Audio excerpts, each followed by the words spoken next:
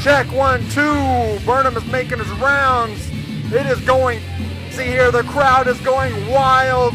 And somehow there's a fan who has just jumped. Oh, he's in the ring. Oh, no, that's Burnham. Never mind. Like I said, Randy sucks. My brother Ladies sucks. and gentlemen, welcome to IZW.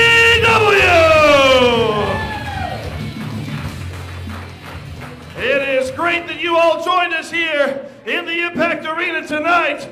We are thrilled to have you here. We've got a great show. As I said earlier, the other semifinal match in the Impact Player of the Year tournament as the Bulldog Spike takes on Bad Brad Michaels to determine who will face my broadcast partner tonight, the attorney Jeff Wolfenbarger, at Sudden Impact on May 16th. How many of you got your May 16th Sudden Impact tickets already? That's right. We want to make sure every single one of you got those. Get them. We want to fill this place up like we always do for those huge, huge events. We've got plenty of other action as well, but we got someone special waiting backstage who's got a little birthday coming out here, and he wants to come down here with his favorite IZW star. So please, at this time, let's hit that music and get that birthday out here.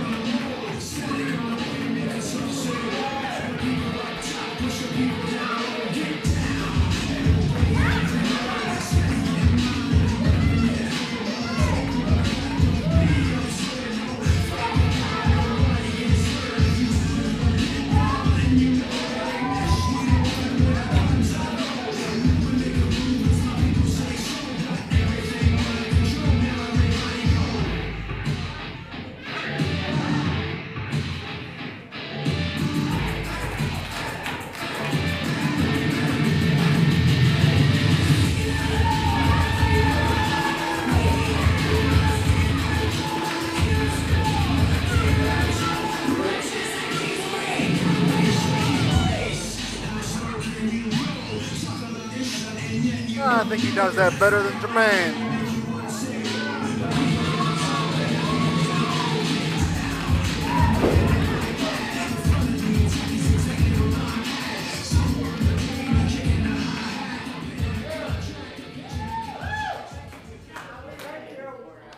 My man Dylan got hype in here, didn't he, Dawes? You know, this is the part of the show where the hype section shows some love for a man who just had his 13th birthday today.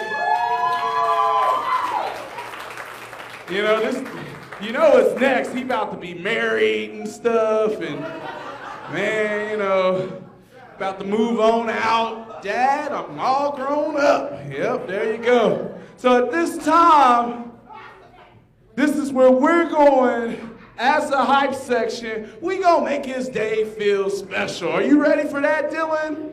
So Dylan's gonna count down from 3, and then y'all on that cue is gonna make noise like only you can because y'all the hype section, am I right? Go ahead and count us down, big man. 3, 2, 1.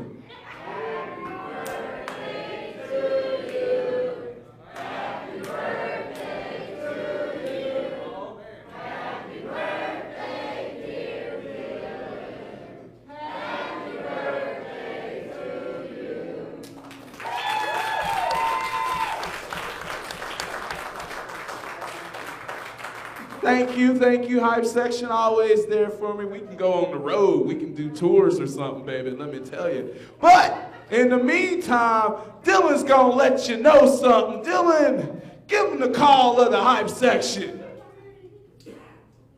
We got this.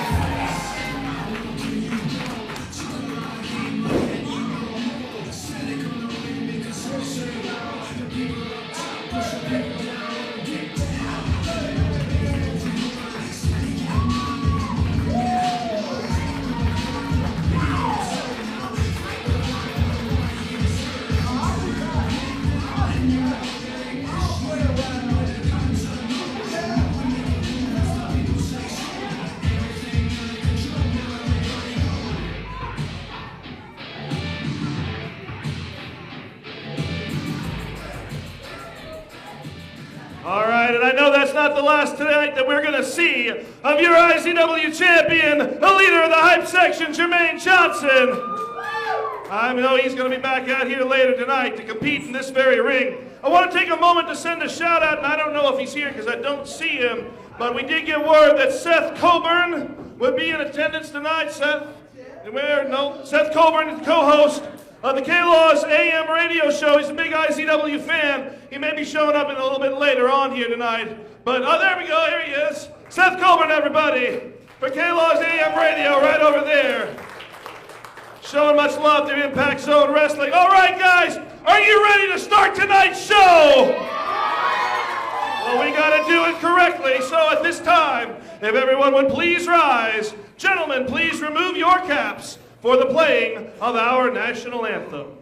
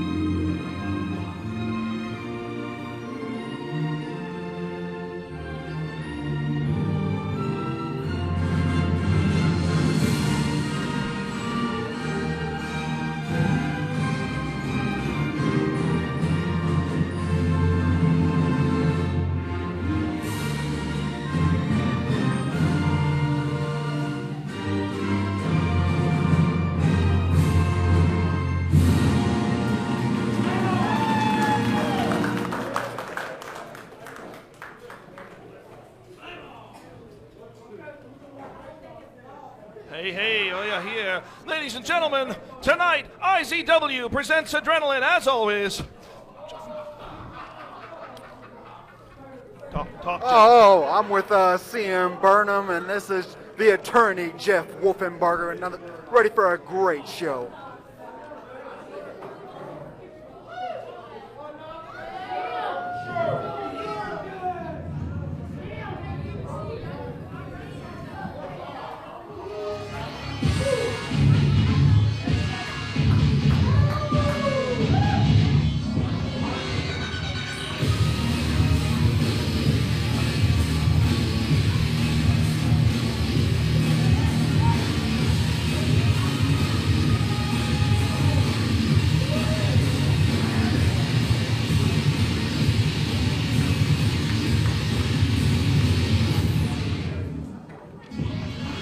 Ladies and gentlemen, welcome to your weekly dose of adrenaline. Welcome to IZW. My name is CM Burnham, joined by one of the two men who will compete on May 16th at Sudden Impact to become the 2015 Impact Player of the Year, the attorney, Jeff Wolfenbarger. And Jeff, tonight, we will find out who your opponent is going to be, as it's either going to be the Bulldog Spike. Oh, hold on. We got some footage here from last week of what's going on here with Mark Wilson. Done for the neck. Hey, Mark. You got a second, Mark? You mind if I actually just hop down and have a seat, Mark? Help yourself, I guess. Oh, thank you, Mark. Thank you. Good guy here. We've got something to talk about, Mark, because we've got a problem. We've got what you could call a broken will.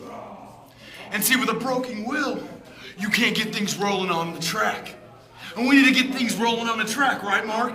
We've got to do this. We've got to do it big, Mark. See, I asked you for my rematch, one-on-one, for that belt named after me. Yeah, you got it. I got it, Mark. Yeah. I asked for it at Sudden Impact. Not tonight, Mark. Not unprepared. I wanted to go out there on one of the biggest shows of the year and do what I do best, Mark. And you screwed that up. You messed that up. I screwed nothing up, man. Oh. You dropped the ball. You had your opportunity. I gave you the opportunity. I had the opportunity. Mark, you screwed it up out there. Make things right and fix this. It's out of my hands, man. It's out of your hands? Yeah, out of your hands. I understand, Mark. Out of your hands. I'm guessing, though, it would be in Sean McHale's hands now, huh? Maybe I should go see Sean. Maybe Sean could fix this, just like he fixes everything else around here. I think I'll go talk to him. Wait a minute. Sean McHale can't fix anything. I'm the fixinator. The fixinator. I'm a fixinator. I will fixinate this. You're gonna fixinate I'll fix this. it. I'll fix it. You just leave it to me. I'll fix it. Fix it. Fix it, Mark. I'll take care of it. This is mine, and your people still suck. Hey, it's not my fault, man. But I'll fix it. I'll fix it. Don't go to Sean McHale. I'm the fixinator. Well, Mark Wilson certainly in a position to have to fix things, and not really something that he excels particularly at. But as I was saying before that footage came up, Jeff, tonight we find out who it is that you're going to be facing at Sudden Impact in that ladder match to become Impact Player of the Year. Is it going to be the Bulldog Spike, or is it going to be Bad Brad Michaels? Well, you know who I want. I want to face Bad Brad Michaels. But either one, it does not matter. It's going to be a hell of a match. Well, and you see right there, Damian Morte begging for an opportunity at your Impact Division champion, Jordan Jacobs. He wants a one-on-one match for that championship, and he wanted it at Sudden Impact. Now, apparently, he's going to appeal to Mark Wilson. Well, he's got the fixinator. He's got the fixinator on it. So yeah, well, somebody's going to have to fix the fixinator, I think, because he's in a bit of a fix. And speaking of our Impact Division champion, it looks like he is about to join us right now, and maybe he has something to contribute to this little discussion about the Impact Division title and its status at Sudden Impact.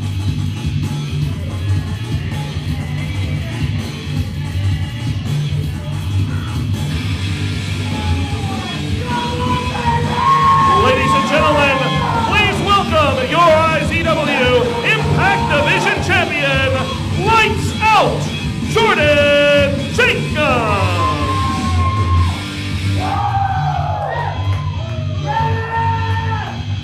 Jordan Jacobs now three-time Impact Division champion. A man who sat beside me for quite a long time on the injured reserve list, begging, and you can see inside of him, he wanted to get back in that ring, he wanted to reclaim that belt that he never lost. And he did so, and he has proudly, each and every time he stepped foot here in the Impact Arena, he has proudly put that title up for anybody. Yeah, he is one of the hardest workers here at IZW, and when he's injured, he always wants to get back in that ring. When he gets back in the ring, he shows why he's one of the best here. And he is a former Impact Player of the Year as well. He knows what it's like to make it through that tournament. But I have a feeling that's not what is on his mind tonight. Let's find out what Jordan is out here to talk about.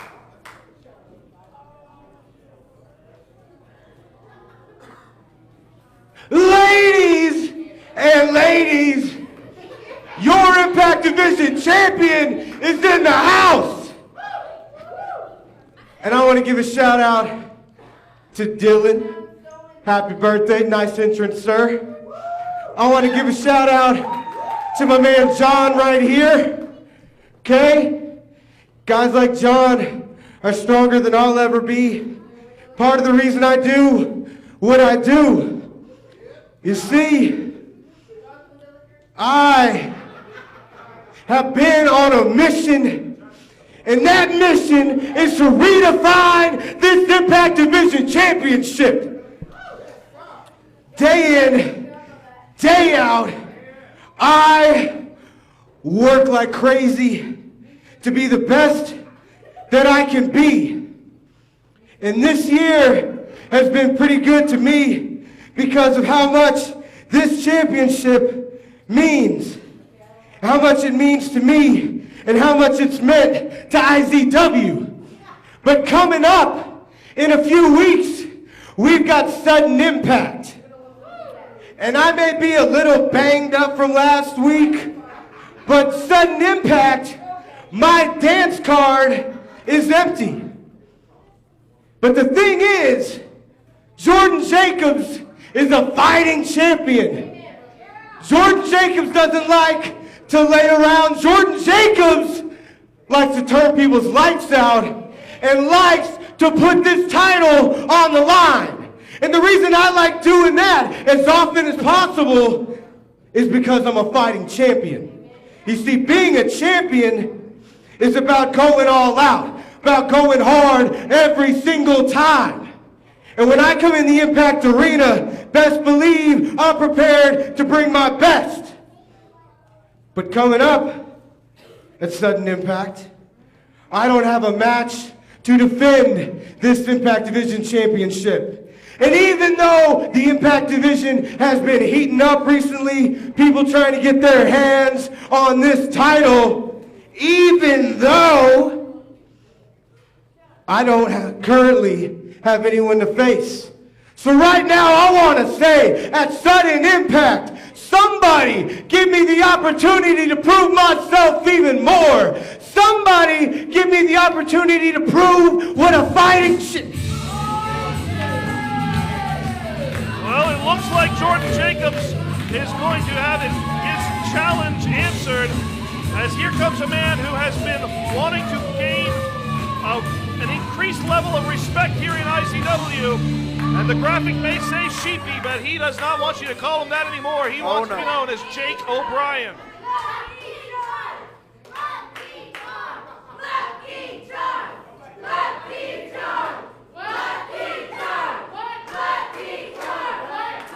I don't think the fans got the message. Yeah, I don't think that's going to sit well with You want to prove Jake O'Brien. yourself to be a fighting champion, Jordan, correct? Loud. Can you hear me now, Jordan? You want me to speak louder to you, short stuff? You're supposed to be a proved fighting champion. But all I see is someone who comes out here week after week getting lucky. And I know something about getting lucky.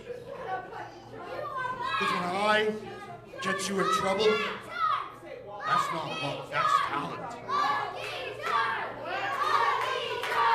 You're not going to wait to Sudden Impact for me, Jordan. Because you know, anytime we're in the ring together, one-on-one, I beat you. A month ago, I would have been Impact Division champion if it wasn't for Kevin Morgan coming out here and sticking his nose in my business. But tonight, my business is with you, Jordan. One-on-one.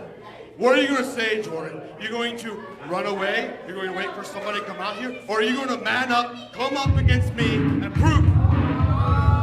Well, I guess we've got another individual who's got a vested interest. Hold on, whoa, whoa, whoa, cut it! Cut it! be. You better not, Jordan Jacobs. Jake O'Brien, let me ask you something. Let me ask you something. What makes you think you deserve an Impact Division Championship match, huh? You want to talk about luck? Huh? I haven't seen you get lucky anytime soon, have I? Jordan hasn't been too lucky, and he wasn't lucky a couple of weeks ago. So I'll be damned! Jordan Jacobs, if you give a title shot to somebody who hasn't beat you. So, I'm gonna ignore this giant fool over here, and I'm asking you, sudden impact May 16th? You and me for the Impact Division Championship. Let's see if you can beat me, Jordan. What do you say about that, huh? What do you say about that?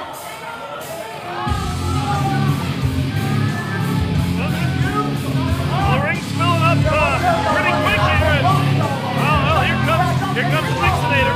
The Fixinator's I here. guess the fix is in. Y'all got me on the no pay no mind list? Huh? All you amateur matchmakers out here? You shut your mouth, I'll have you kicked out of here right now. Yeah. I don't know what you guys are thinking. I'm the one in charge around here. Jordan Jacobs, you say you're a little banged up? Jordan, you had your ass handed to you last week on a plate by Damian Morte. And you know, I promised Damian Morte I was going to fix his situation. So here's what's going to happen. At Sudden Impact on May 16th, you are going to defend the Impact Division Championship against Damian Morte, and there ain't nobody gonna say nothing about that, Daddy.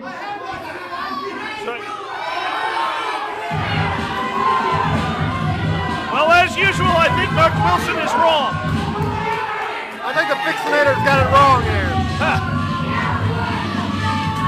Because I do believe the number one has another idea.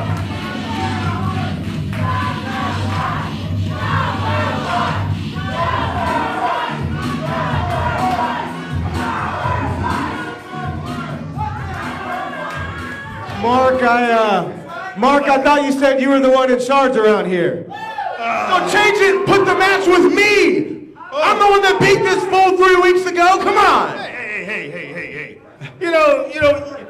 You've done a great job, man. You've done a great job. But you know, the thing is you always miss something, man. And I'm telling you right now, May 16th, Sudden Impact, the number one Sean McHale's gonna put his foot in it. Because Jake O'Brien, whatever, let me tell you something. I can't do your voice. Anyway, listen, you've got a valid point, man, and I agree with you. You should be in a match with Jordan Jacobs for the Impact Division title at Sudden Impact. And Randy, hell, man, you've beaten him. That's right.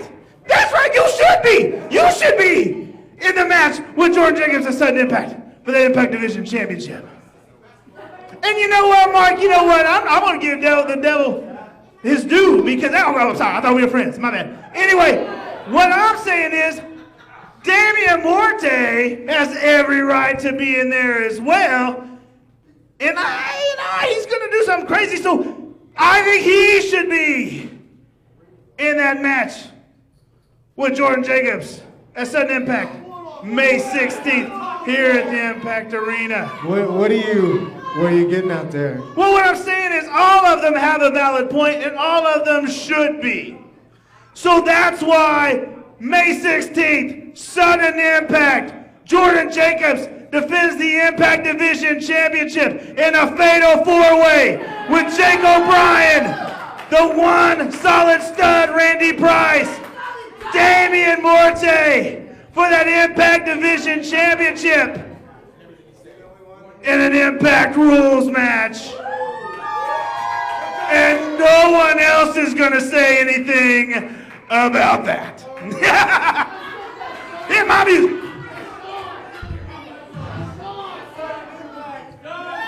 Well, the number one has certainly stepped in and stirred the pot there. And I kind of wonder if maybe Jordan Jacobs was not expecting this. He wants to bring a level of credibility to the Impact Division title, but man, now he finds himself in a fatal four-way Impact rules match. And I'm pretty sure he was expecting one-on-one.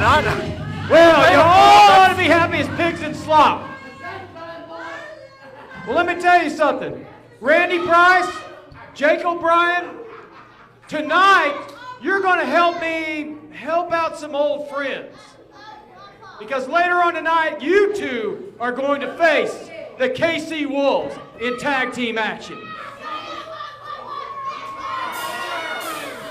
Well, another little spanner thrown in the works there as Randy Price and Jake O'Brien, who are not on the same page and have not been on the same page here since they arrived in the ring, now find themselves forced to be tag team partners against the KC Wolves. They're not even close to being on the same page.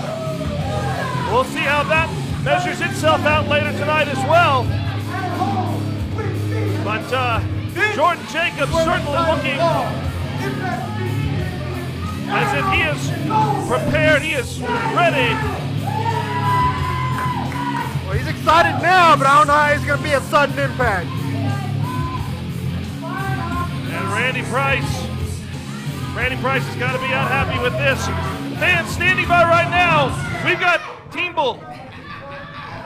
And on the 7th day, the gods rested. Whew. But on the 8th day, they made unicorns. But on the 9th day, from their bronze and brass loins, they birthed the most awesome tag team of all time. Greatest. Team Bull!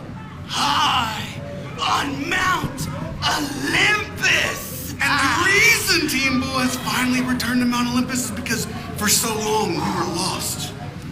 Not only did we lose our way, we lost our way in to the Garden of the Gods, and finally we found the key. Bronze Bull, we fell off our cloud. We did, but we landed in a championship match and found the key to Mount Olympus. So we're back!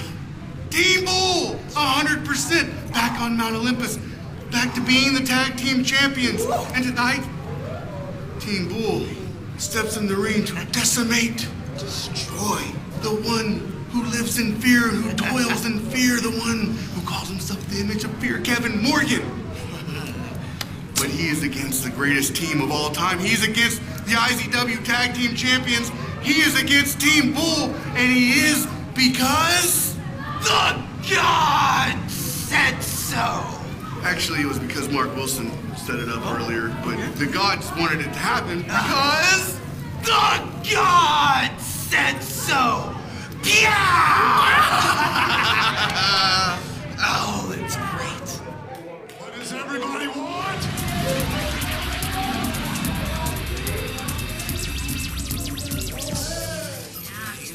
What does everybody need?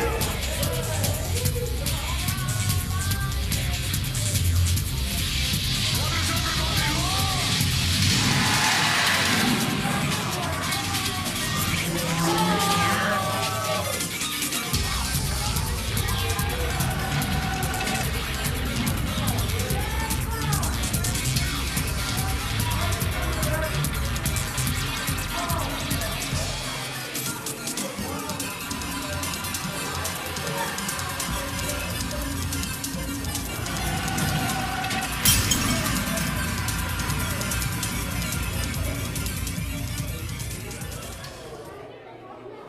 Are you tired of the same old birthday party? Well, now's your chance to party with your favorite IZW superstar. See yourself on the big screen while you experience your own personalized entrance. Customized cake and bounce house available. Hop into the ring and go crazy. And then take the memories home on DVD and Blu-ray. Call 580-699-7IZW and party like an IZW superstar.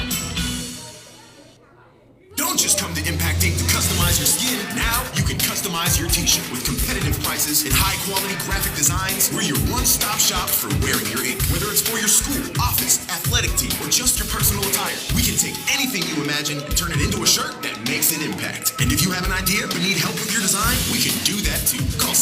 899-7530 or stop by 1008 Southwest 11th Street and just ask to talk to Candace. From skin sleeves to shirt sleeves. Wear your art, love your ink. Impact Ink.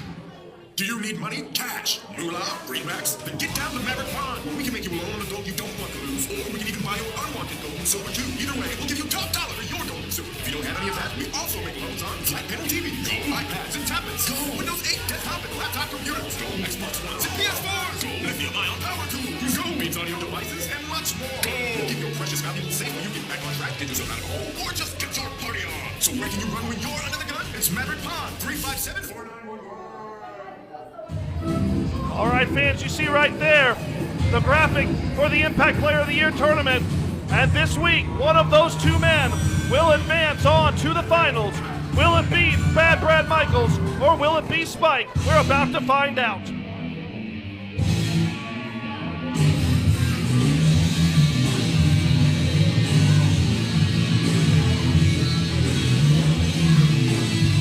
Ladies and gentlemen, the following contest is a 2015 Impact Player of the Year semi-final match set for one fall. Introducing first, from Brad Street, Bad Axe GA, the baddest street in the whole USA, the CEO of the OSA, Bad Brad Michaels. Brad Michaels on his way to the ring. I know, Jeff Wolfenbarger, you have your eyes very close on this match, obviously on both competitors, but certainly on that man right there. That's right. He thinks he already has his match won, but I beg to differ. Spike is a tough opponent. Well, Spike has certainly come in here with a lot to prove here in IZW, and that's exactly what the Impact Player of the Year tournament is all about. Proving yourself ready to take the next step up into the IZW roster, and what a tremendous accomplishment it would be for the Bulldog if he were able to do that.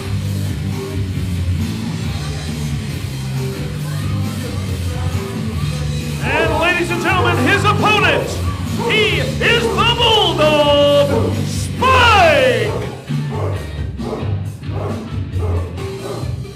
Spike on the way around here.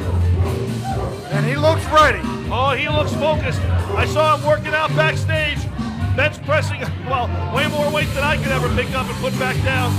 But it's going to take more than just being able to pick up somebody and put him down here in order to be victorious, because he is stepping into the ring against one of the most intelligent people ever to compete in that IZW ring. Yeah, Brad Michaels has a lot of years of experience, and he knows a thing or two. Oh, he knows all the tricks, but he's got someone who's just a little bit off center here. I've conducted interviews with Spike. I like Spike. He's a good kid, but he's just a little left to center, and that may just be enough to throw Brad Michaels off of his game plan that he came in here with. Exactly, and me and Michaels had a few words while he was making his way down to the ring, and I think he has his mindset on sudden impact and not the match tonight. And that certainly can be a danger. You're looking too far forward, overlooking the next man in the ring, which he certainly has to get through. As referee Nathaniel Maverick calls for the bell, and this match is now underway. Of course, last week, you defeated Randy Price, a man that Brad Michaels is also very, very familiar with, a man that at one point was under his tutelage, and then they had some of the most devastating wars here in IZW, battles of pile drivers back and forth. But you were able to come out victorious in that particular confrontation. I gotta ask, do you have, watching this, do you have to come up with a separate game plan for each of these individuals? Do you have to put that in the back of your head? Every wrestler is different. I've known Brad for years, and he's studied the game. He studies wrestling daily. So definitely, you have to take each wrestler different. And when you go in, especially at ladder match, I mean, you have to really go into it with a different mentality. You have to be willing to put your body on the line. And I know Brad is willing to do that, and so am I.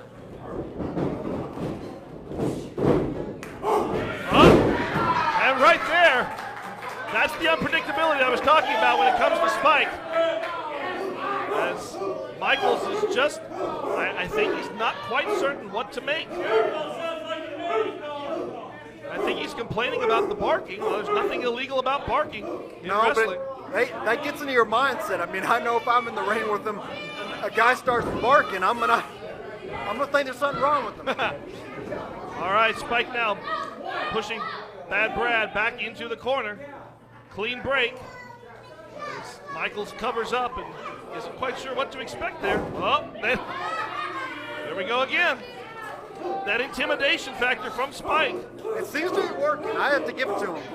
And I gotta say, for a guy who's as new to the business as Spike is, for him to be able to get inside the mind of Bad Brad that way shows a tremendous amount of accomplishment on his part. But right now, Michael's taking advantage of that one moment that he needed. That's it. That's where the experience comes in right there. Michaels likes to consider himself an old school veteran, a man who isn't all about theatrics. He's not about a lot of the modern type of high-flying style. He'll keep it really basic. And right there, Michaels puts Spike down, but Spike right back up to his knees and says, "That's right. I took it. I'll give it back." They hit each other so hard it knocked both of them down. Spike once again pushing Michaels back into the corner. And again, a clean break. And now Michaels complaining about a pull of the hair.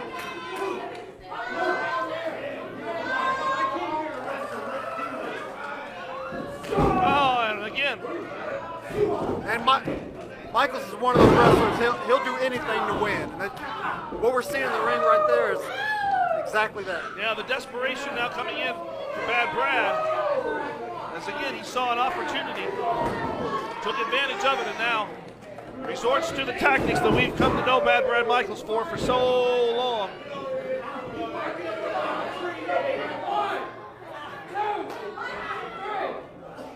Michaels raking those eyes. One part of the body that you cannot work out. You can't really defend it very well. Oh, now big headbutt there. I think it even rattled Michaels' cage just a little bit. He's pulling out everything here. He's trying to work down Spike. He keeps headbutting him, but I think Spike's head's harder than they thought. Yeah, I'm not sure that was the best game plan, and right now, Michaels finds himself on the receiving end. Big European forearms. Spike charging in, full force of his body, right in the midsection of Bad Brad, and a huge shoulder tackle takes down the veteran competitor. Spike with an Irish whip, swings the clothesline and misses, but catches Michaels off the ropes. Walks around, just carrying him with ease, picks him up over the shoulder, pull away slam. And Spike hooking those legs in deep, but only good enough for two. That was a big move to get two out of it. Michael's been on the offensive for most of the match here. Michael certainly was in control for quite a bit of that earlier amount of the match, but Spike now in the dominant position, driving those shoulders right into the midsection of Bad Brad Michaels. And Spike calling on the dog pound. Maybe that headbutt's now beginning to wear just a little thin there. All right, Spike looking for a big suplex. Oh, carried him all the way over. And again, hooks up those legs. Another kick out. It's going to take more than that to take Bad Brad down. Spike has not lost focus. Continues to stay right in this game. Oh, and a jawjacker there from Michaels.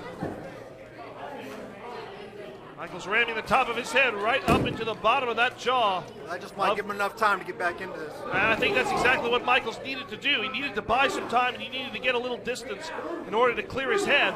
Oh, and now blatant choke right in front of referee Nathaniel Maverick.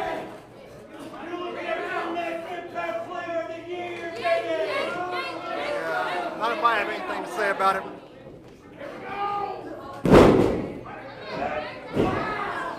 Michaels now delivering a big knee to the back. Another one right jarring that spine. And now placing that knee right in the spine and applying the pressure, wrenching back on the neck, bending the spine backwards.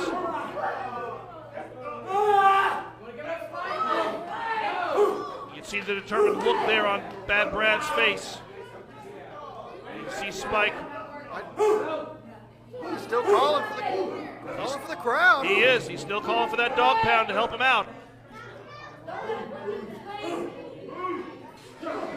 This move right here will really wear down your opponent. Yeah, and it looks like Spike may start to be fading just a little bit. Resiliency. We'll see just how tough that body is. Now Michaels, look at Michaels starting to focus on the neck. Yeah. We know that Michaels loves to weaken the neck in the upper shoulder region in preparation for that pile driver.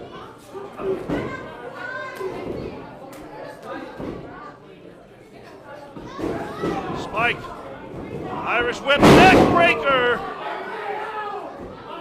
Neck breaker right there on Spike. That could be it right there. 2. Oh. Oh, still life left in the Bulldog. But a few more knees like that, and that life may well be gone. Once again, Michaels not able to get the 3 count, then you can see the frustration begin to set in. A little too long there in preparation for that elbow drop. Spike up, Spike with a big clothesline. Takes the veteran down. Both of these men going for pinfall attempt after pinfall attempt. They know what's on the line. They know they cannot wait. They cannot waste any opportunity. Now Spike driving those shoulders into the midsection, brings him out of the corner, snap mare. And Spike now cinches in. He was reversing there. He's trying to work down Bad Brad. Well, he's taking away that vertical base that Brad Michaels had.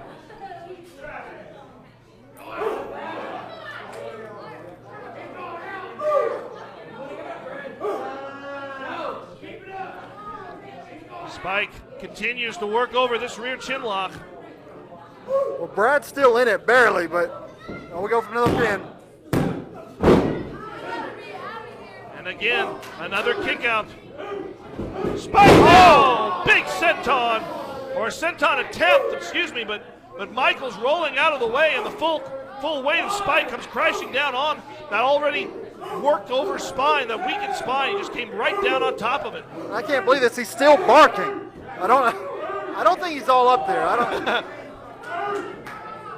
Well, that's where he draws his strength. Oh, catches the super kick attempt. Spike now. Spike with the gut wrench. Well, this could be it right here. Oh. Huge. Could this be it? We got it with an come on. Well, I'm torn. This is the biggest opportunity that Spike has right here. And he's got to take it right now. The dog pound 100% behind Spike. And Michaels, I don't think he knows where he's at. I think Spike's looking for that speed. No, Spike running through. Michaels super kick. Michaels with the super kick. And that is it right there.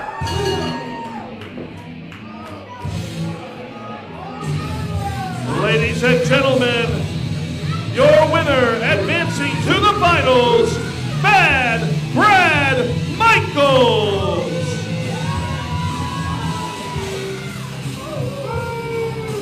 Well,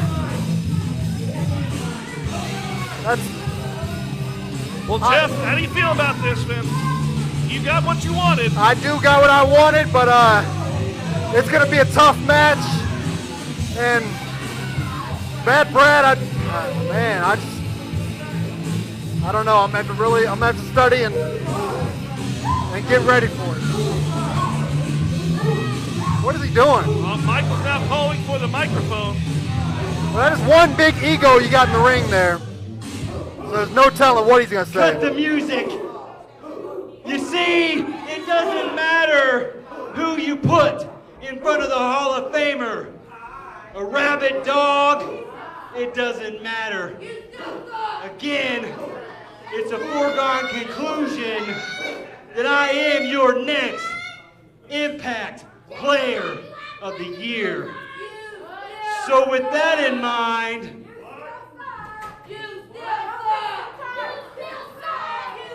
Jeff Wolfenbarger, I don't see the point in waiting until May 16th.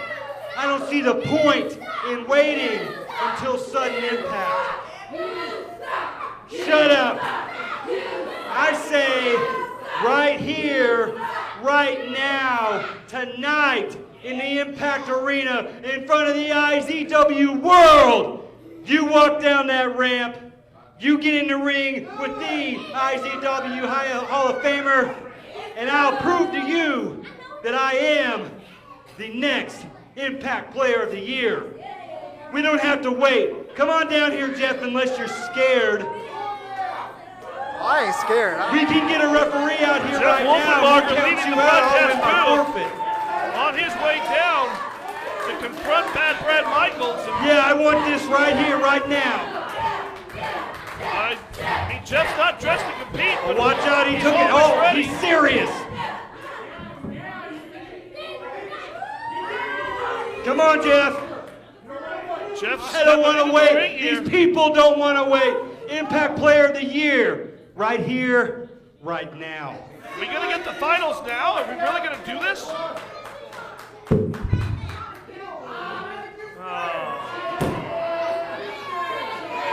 Well, once again, another mind game from Bad Brad Michaels.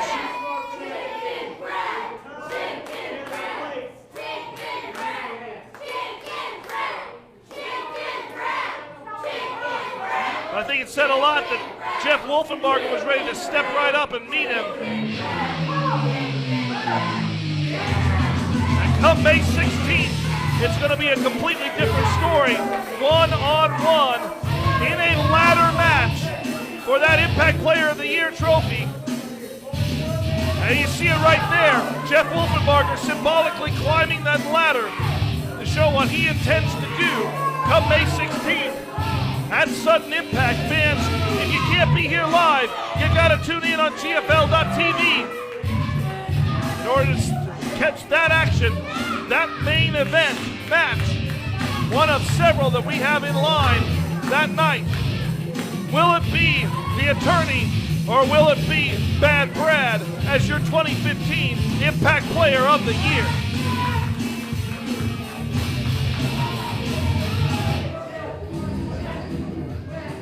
Right there we see the graphic, and there's the final move of the name. Bad Brad Michaels, Jeff Wolfenbarger. One of those two. Then let's go to the back. Contract signing tonight. Come here. Jermaine! My man! Bo Brady! My dog! Hey man, I appreciate you putting in the work with management, finally getting me here in the Impact Arena, here in IZW to prove myself. I have been excited, pumped, hyped for weeks to get you here because I've always said IZW has the best competition. We've got the best talent, and you, Bo Brady, you fit that mold. I appreciate it. You man. fit that mold. Appreciate it. Who you got? Who you facing? Well, here's the thing. You said IZW has the best talent. The best talent. The best competition. The best competition. So it makes sense in my debut to go after the best IZW has to offer. Oh man, you talking about me, ain't you? I'm talking about you, the one and only. Oh man, Bo, you realize facing me, you're not just facing me. You facing the leader of the hype section. You facing the entire hype section. You want to do that to yourself? Absolutely. I'm here to show out in my debut. I'm here to make an impact. You here to show out, man. I've got to show out. I'm the IZW champion, man. I've got to show out. So if that's what you want, respect that. Bo Brady, Jermaine Johnson here tonight, I can make that happen. I can do that. All right. But you sure you want your first match here to be a loss? That's what you want. I see you out there, Jermaine. I see you, man. You better bring it, though. Best of luck to you. Well, fans, Bolt Brady preparing to make his IZW debut. This is a young man that's been around in the Texas area for a little while. I've heard his name. I've never had the opportunity to see him compete. But tonight, man, what a challenge as he steps in against the IZW champion, the leader of the hype section, Jermaine Johnson. Yeah, I've heard his name too. I've never seen him wrestle, but back in the back, I mean, he looks amazing. He does indeed, and it's going to be a tremendous competition tonight. Good, clean, scientific match there. Coming up later on, Jermaine Johnson, Bolt Brady, and Bolt Brady's debut here in IZW. But I want to go back to what we saw earlier as the number one, Sean McHale, put Randy Price and Jake O'Brien together. So they're going to face off against the KC Wolves. And you know, we said it doesn't seem to me like Randy Price and Jake O'Brien are going to be able to really function well as a team because they're not on the same page with each other. No, I think mainly they're going to be fighting amongst themselves. I mean, and you can't do that with a team like the KC Wolves. I mean, they're some of the best, two of the best people to work together, former IZW Tag Team Champions. That's right. Well, I guess we're going to find out right now exactly what it is that the opportunity holds for these two gentlemen, because here comes one solid stud, Randy Price. Ladies and gentlemen, the following match is set for one fall. Coming to the ring first, he is one solid stud, Randy Price. Randy's coming to the ring alone. Well, right there you see one of the differences between Randy Price and Jake O'Brien versus the KC Wolves, as Price insisting to come out here to his music. Jake O'Brien, I'm sure, will do the same, obviously. And we know that Randy Price has experience with the Wolves, but it seems like in recent weeks, ever since he took Gary Toole out of IZW, he hasn't been able to recapture that same chemistry he had. And also his loss last week to me, I mean, he was very upset. The snap. Yeah. I mean, we saw him backstage. He was afraid. I was afraid he was going to tear down the office area.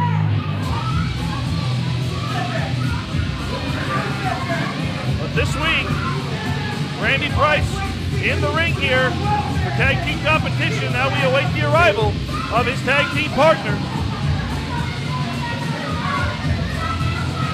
Randy does not look particularly happy to be in this match.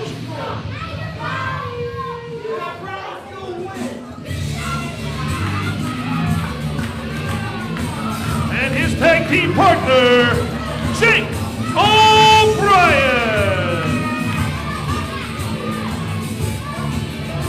Well, one of the things that Randy Price said in that earlier three-way confrontation, which was wrong, and Jake O'Brien called Randy on it, is that it was true. Jake O'Brien has defeated Jordan Jacobs on two separate occasions. When Jake first came into IZW, he handed Jordan a couple of losses, so he does absolutely have the qualifications to beat the Impact Division Championship and to vie for it. Yeah, and both these guys are great single competitors. Randy's been a great tag team competitor, but when you're in a tag team match and you're not on the same page, you're not great. No. I certainly don't foresee the greatest of opportunities for these two men.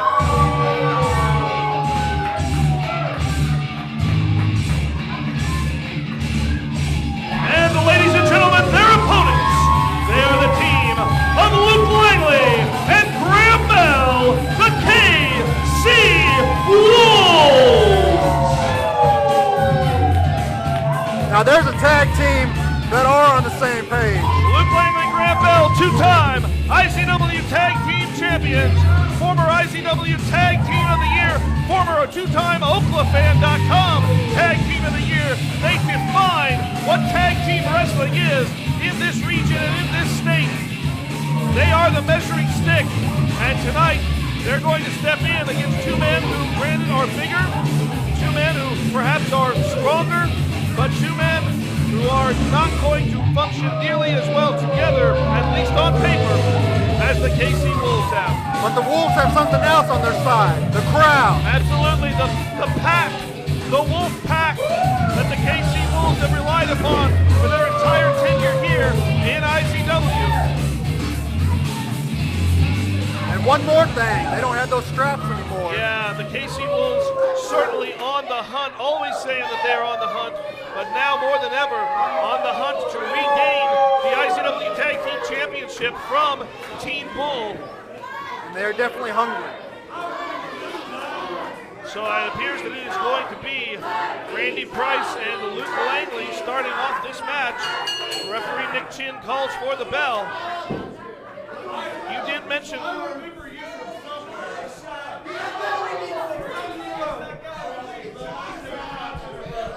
You mentioned that it was indeed Randy Price is a great competitor when it comes to tag team wrestling. Multiple-time tag team champion. Yeah, you got Graham Bell here on the outside. Luke Langley is staring at Randy Price, but Randy Price is more concerned with the crowd. Randy Price always at a loss when it comes to the crowd reaction. And they lock up.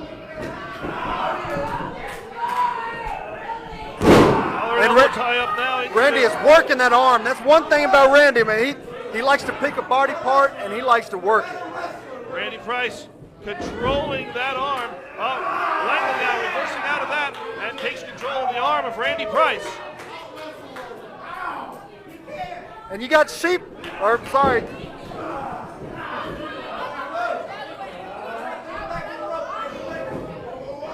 Langley now shooting off Randy. Hip toss. Whoa! What an elevation you get there. Langley with the picking up Price and putting him down. That was a big body slam. Randy is. And they're right there. A key issue right there is Randy Price calls Jake O'Brien sheepy, and you're not going to get a friendly reaction from Jake O'Brien by using that name.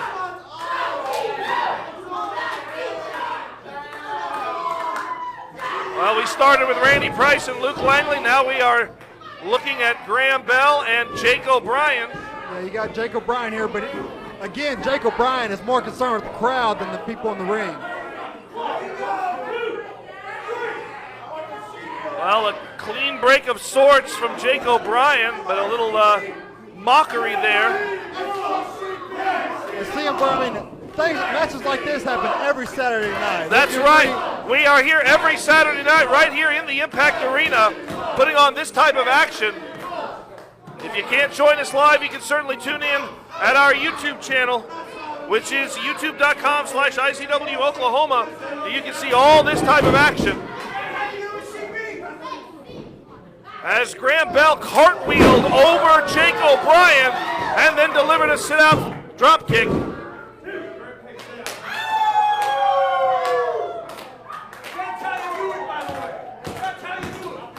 Great action right here as the KC Wolves continue to remain in control. And again, you got 4 people who are going to be at sudden impact, as we learned tonight. All 4 of these men. I mean, Randy Price and Jake O'Brien are going to be in a fatal 4-way match. And look at the double team moves there from the KC Wolves. That is why they are former tag team champions and tag team of the year. I wonder if the Wolves are not picturing Team Bull in the ring.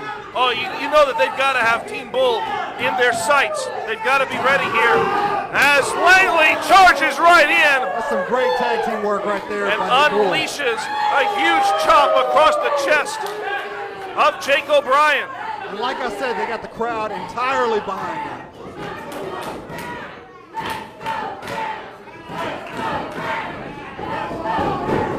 Graham Bell reversed and thrown, and that is one of the things that you're not going to be able to compete with Jake O'Brien in if you're a KC Wolf, and that's power. That is 100% his game. If he can knock you out with one punch, he can certainly throw you around the ring, and look at the demonstration of power right there. You take out someone's back, they can't do that high-flying stuff.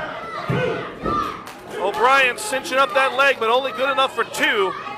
Now right here needs a tap. There we go. All right, a little bit of cohesiveness here from O'Brien and Price. Price off the second rope.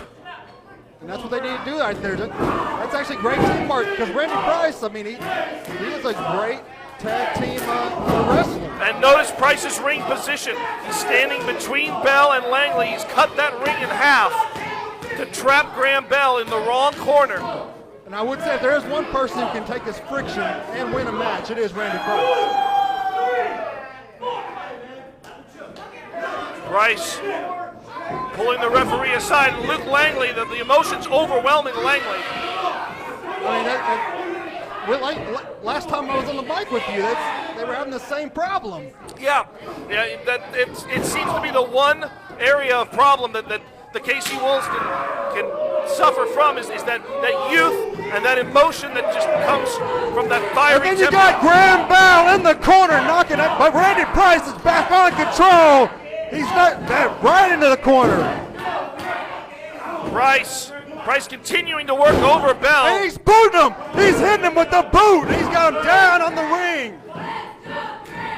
And now Price, once again, well, a tag from Jake O'Brien. I don't know that Price really wanted that to happen. But again, a little bit of tag team cohesiveness here from the. And that tag wasn't an agreement right there, was it? No, it really wasn't. Oh, wow! Once again, the power of Jake O'Brien as he sends Graham Bell head over tea kettle. And O'Brien down for the pin. Well, we got a pin. Well, there was a delay in the attempt there, and that may have been what cost that opportunity. O'Brien now hoisting up, and we got another tag. Another blind tag here. O'Brien obviously not aware. Well, he's getting out. Is he going with it? It's the weirdest tag. Well, somehow, by accident or by intention, Price and O'Brien are seeming to be able to control this match. I think it's more Randy Price controlling the match. He's got that tag team experience. And right now, he's got Graham Bell in a precarious position as he's got him up top, takes him over, drops him down on his knee. That could be it right there. That very well could, but it's not. Still not enough. You got the Wolves. They want it. And we're seeing again some of that mentality from Randy Price. We're seeing some of that anger from Randy Price. Well, you got a little agreement there, working the, another tag. Fans, we love to hear from you here. We love to get your feedback. We want to hear if you enjoy this type of action that you're seeing. You can always check out our Facebook, facebook.com/Impact Zone Wrestling, twitter.com/IZW World. Please let us know if you enjoy the action you see. And right here, I'm sure that Graham Bell is not enjoying the action from the up close and personal advantage he has as the foot is applied to the throat by Jake O'Brien. And actually, I got to say, they're working more like a tag team when they got him in the corner like that. Well, again, it's, as you said, I think the influence of Randy Price is coming to bear here. Well, look, a tag that was not a blind tag, an actual communication between the two. Hey, I mean, we may have a new tag team right here if they can survive this match. I wouldn't go that far. Price in, Price hooks both of those legs. Look at. But still, again, only good enough for two. I would not go that far because you can't forget we have two competitors, Randy Price and Jake O'Brien, who are going to be at sudden Impact for the Impact title. And what a great scouting opportunity that both of them have. Working together, they can see each other's moves, and they can certainly prepare for that match. At least as far as those two go on May 16th. Graham Bell making the charge, trying to make the desperate lunge to get to his partner. I know that's not in the rule book, but that's very smart by Randy Price. It's very effective. Very effective in keeping Graham Bell in there. Oh, Graham over the top. Graham underneath. Graham makes the tag. Tag made. Here comes Luke. And Luke waiting for both men to charge in. Luke fresh and rested. Luke Langley taking both men down with drop kicks. Well, now he's got two guys, 2 against 1, but he's in control. Langley, a complete house of fire, one-man wrecking crew as he throws. Wow! That was I don't know what? I don't even know what to call it. Boom! And that was almost it right there. That was a heck of an improv right there. Langley looking to set up O'Brien. O'Brien shoves Langley off. Oh, here it is. O'Brien charging it all. There's trouble. O'Brien knocked out his own partner. And Randy Price is not going to take that well. And I think we're about to see a bad moon rising. Langley keeps his balance halfway across the ring. And that's it. Yeah, absolutely, you can count to 1,000.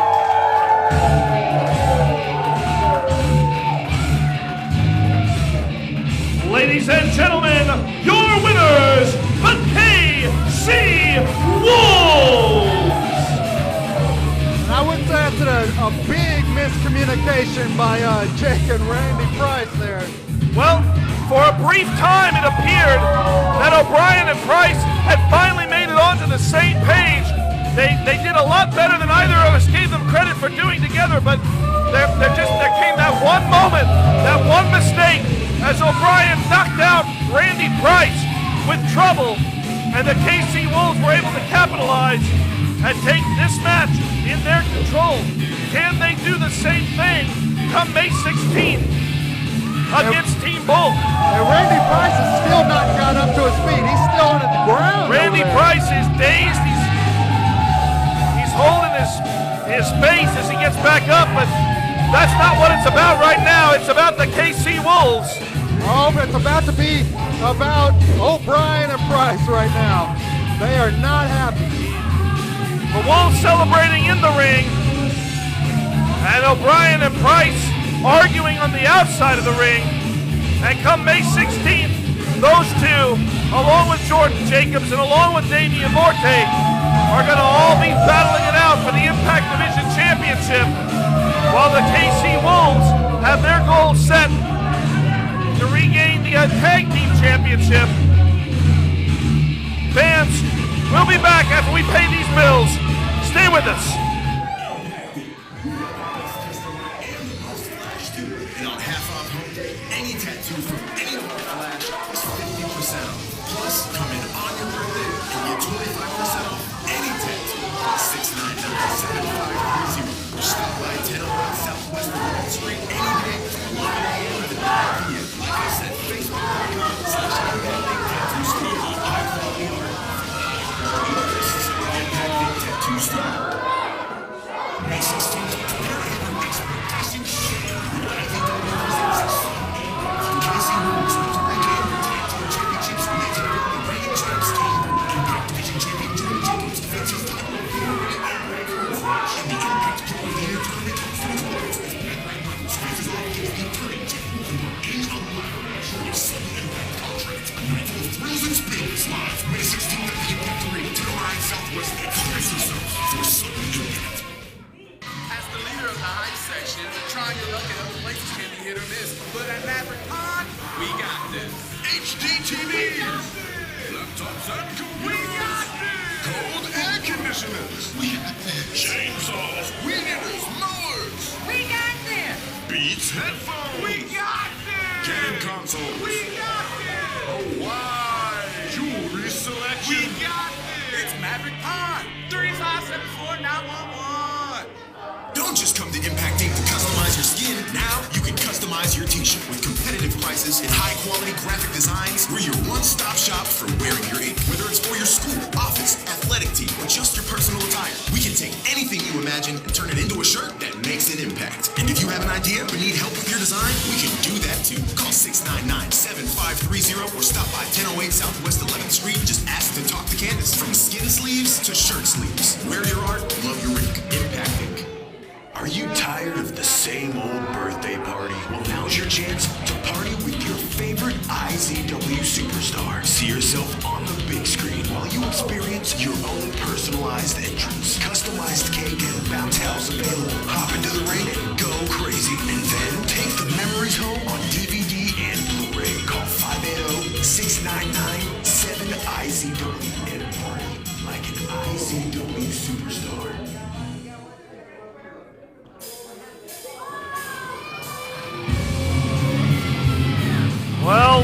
We know what that music means. We thought we were rid of them. Just when you think you're rid of them, there they are. Yeah, like a bad penny, they turn back up, reunited under the leadership of Johnny Z. But I don't know exactly who it is that's coming out here now, because this is not in our format. Well, that's not my brother. Ladies and gentlemen, at this time, please welcome, representing Impact Inc., he is the facilitator, Damon Windsor.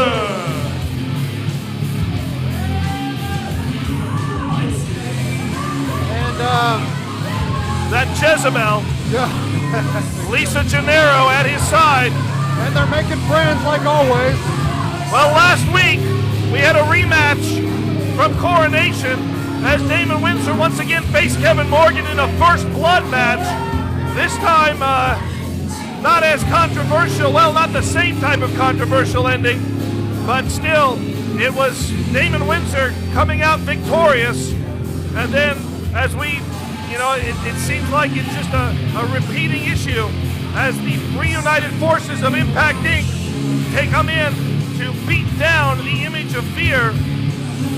That's right, victory with air quotes, I guess. Right. And we now know that Kevin Morgan's going to have a handicap match at Sudden Impact. Oh, it looks like the Jezebel has something to say. Yeah, we should all be quiet real quick. Shut your mouths, because I have something to say. Oh, well, I'm glad to know that I was right. You were spot on Shut your mouth. Y'all need to... And the crowd wants to hear it, apparently.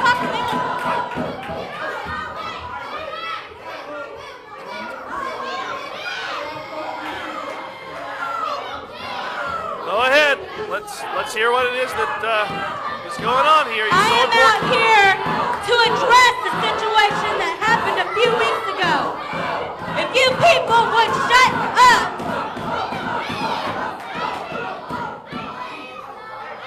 As I was saying, I am out here to address the situation that happened a few weeks ago involving the so-called queen of IZW, Erica. Erica thought it was okay to put her hands on me. Me! I did nothing wrong. It was unjustifiable and uncalled for. I have the right mind to call my lawyer and sue Erica for every penny that she's got. Well, as long as she doesn't call every me. Penny that her family has. They'll be broke. Her kid, her ugly kid, won't even see college. I'll have them out on the street. And I have the right mind to take that crown off her head, too. I'm sure that's going to happen. She'll have nothing when we're done with her. Not a penny to her name. She will learn that you will not mess with Lisa Gennaro. Shut up! I am talking.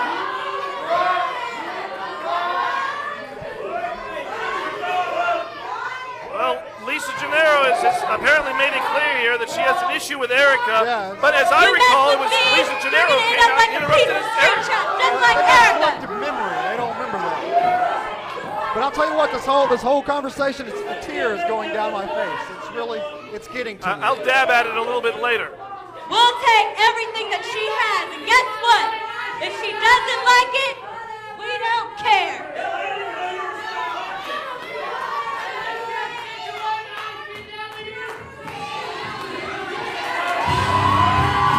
Well, I guess maybe Erica finally heard enough and is going to come out here and stop the incessant yammering of one Lisa Gennaro. And it's not going to take an attorney, and it's not going to take mounds and mounds of litigation. It's just going to take someone manning up or womaning up in order to step in the ring there. Erica, the queen of IZW, proudly wearing that tiara for the 4th time. And the fans are certainly here as they raise their palms in support of their queen. Exactly, and Erica's not afraid to get in there with anybody. No, man, woman, it doesn't matter. Erica will take them on, but here I think she's not necessarily here to fight. She just wants to answer this Obviously, this issue. You've learned nothing. I thought that I might be able to knock some sense into you. But it didn't happen, because here you are in my ring saying that you are going to take everything from me?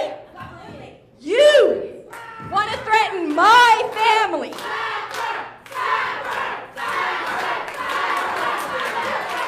And you want to sue me. In case you haven't realized, I have an entire arena full of witnesses.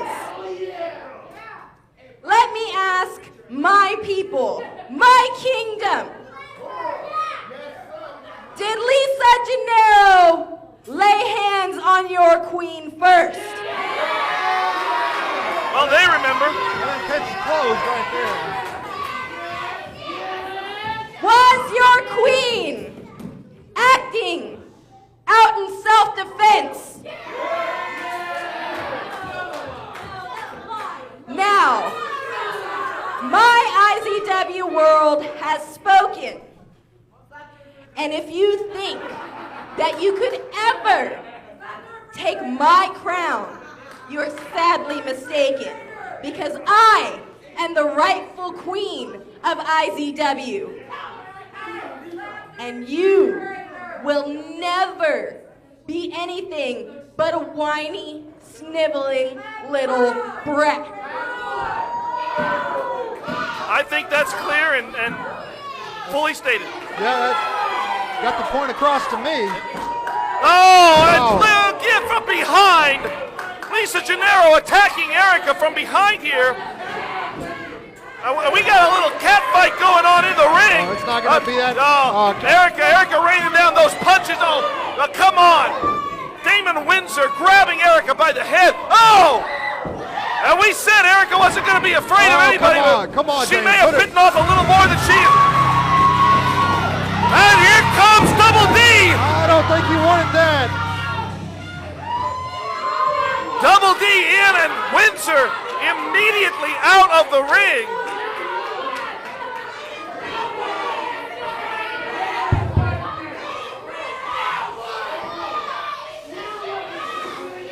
Damon?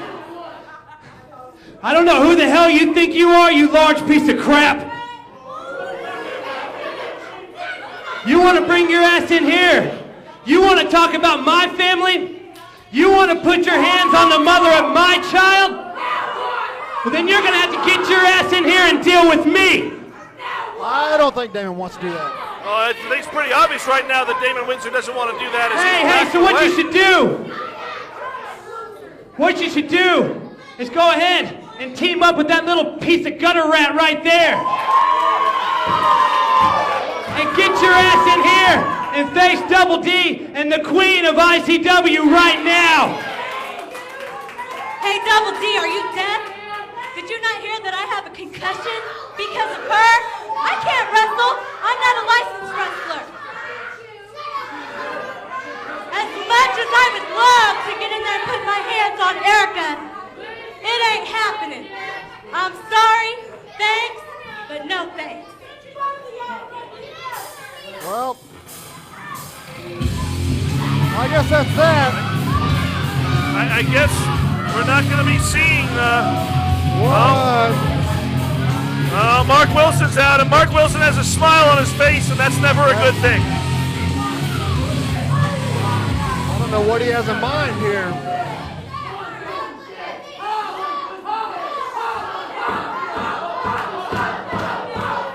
Double nuts and Queen Prissy Pants. waited a long time to stick it to you two. However, Lisa De Niro, look at her. Her brain is swollen on this side. She has no business in the ring. She's not going to face you, Erica. But I've got a substitute. I've got a substitute.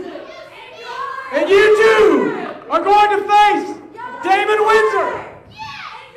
And the woman who should be queen of this company, Misty Lynn! Whoa, well, substitution made. And here comes a woman who has said on several occasions she wants to be the queen of IZW. Misty Lynn, a woman that I have known for quite a long time. She's the most senior member of any of the female wrestler competitors here in the state of Oklahoma. She brings a lot of experience with her. A lot of experience, but I still do not think she can compete. And a nasty, nasty attitude. Yeah, Mark is got something on his mind. I don't know. He thinks he's done something good here, but I don't think he has. Well, anytime Mark Wilson's involved with a decision, it's usually not a good decision. And, you know, half the time it often backfires on him. We'll see if that'll be the case tonight. As now, I guess we're going to take another 5 minutes while Damon Windsor disrobes. He's got to get dressed, yeah. You know. Double D and Erica, though, ready to go in the ring. Well, they're always ready to wrestle. First couple of IZW. I'll tell you one thing, D shows up and he looks just like that. When he walks in the door, he's got his tights on, he's got his boots ready. He's ready to go. Double D always ready, always focused, always prepared. Eric is certainly much the same. You know, I gotta say that of all the things that Mark Wilson said, one thing absolutely rung true, and that is that Lisa Gennaro has no business in the ring competing in a match. So at least there, one little grain of truth coming out of the mouth of Mark Wilson. Maybe it fell in some of those teeth that were knocked loose last week. That doesn't happen that often. No. And I don't think Lisa wants to get in the ring with Erica.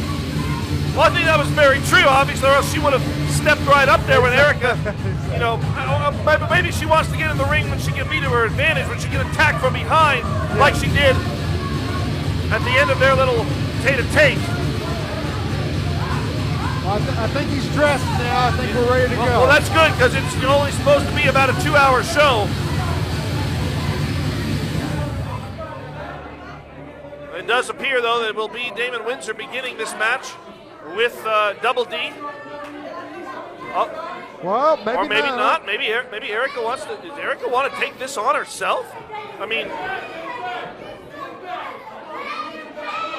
I think Erica wants to take on Damon Windsor. Well, I mean, she's got guts. I'll tell you that. Face to face, I'm sure that she would love to. And we've always said that Erica will never back down from any competitor, and she is more than capable of holding her own in most situations. But man, we saw Damon Windsor kind of throwing her around the ring, preparing to choke slam her. Well, that might have fired her up. Not sure either. Misty Lynn has put on the tiara. Oh, okay. Misty Lynn has put the tiara on her head.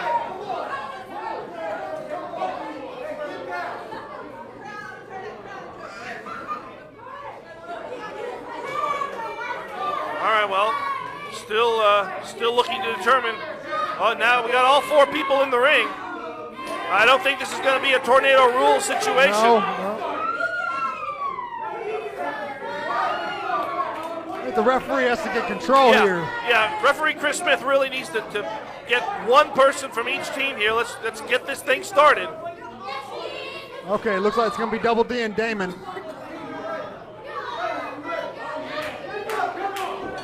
All right, the bell rings, and immediately Windsor tagging in Misty Lynn.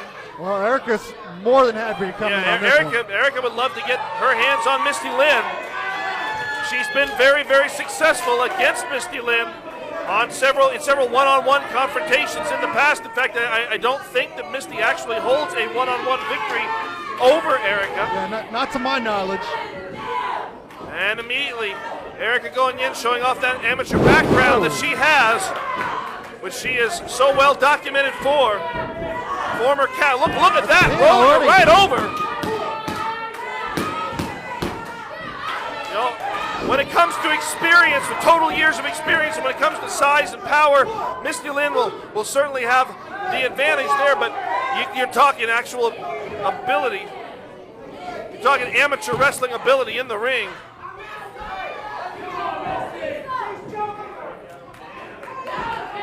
All right. And Erica continuing to maintain that front chancery. Yeah, but that shows the experience. Misty Lynn knew exactly where the rope was at. And it took Mark Wilson reaching out and grabbing a leg to pull Misty Lynn out of the ring. And still. I guess we're going to have a little timeout here. Is that allowed? Well, Mark Wilson would probably tell you that it's perfectly legal. Erica desperately wants Misty Lynn to get back in that ring. Well, the crowd wants Misty Lynn to get back in the ring, too.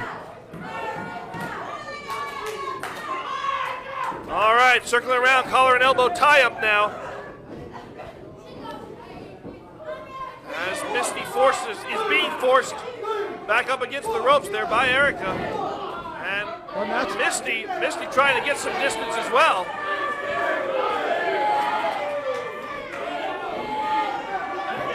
Erica's not going to wait. Erica grabbing 2 handful of hair, but I think she got, I don't know, was it the eyes? I couldn't quite tell there exactly what happened. Whatever it was, Misty Lynn now in control. Oh, Misty with some well-placed kicks right to the midsection of the rib cage of Erica and just swinging her around. Definitely has the weight advantage on Erica. I mean, to say that the best way I can. No, I mean, it's a simple fact of the matter. Misty is the larger of the 2 female competitors, and that weight advantage is an advantage, especially when you stand like she looks like she's about to do there on the back of the spine. Come on. And now Lisa Gennaro, now she wants to be part of the match. Exactly. That concussion's not bothering her right there. Oh, no. I guess the swelling moved to the other side of the brain where it's safe. I don't know. All right, tag now, and here comes Damon Windsor, as if Erica wasn't in a bad position before.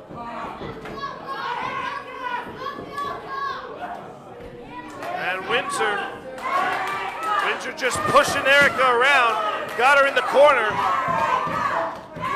choking her in the corner, and Double D is beside himself. I mean, I just can't believe. Windsor up, and Erica with the tilt-a-whirl head scissors. Erica catapults Windsor in the corner, makes the tag, and here comes D. I was gonna say I can't believe that Damon's treating her like that, but Erica can hold her own, I guess. We've said that before, and now Double D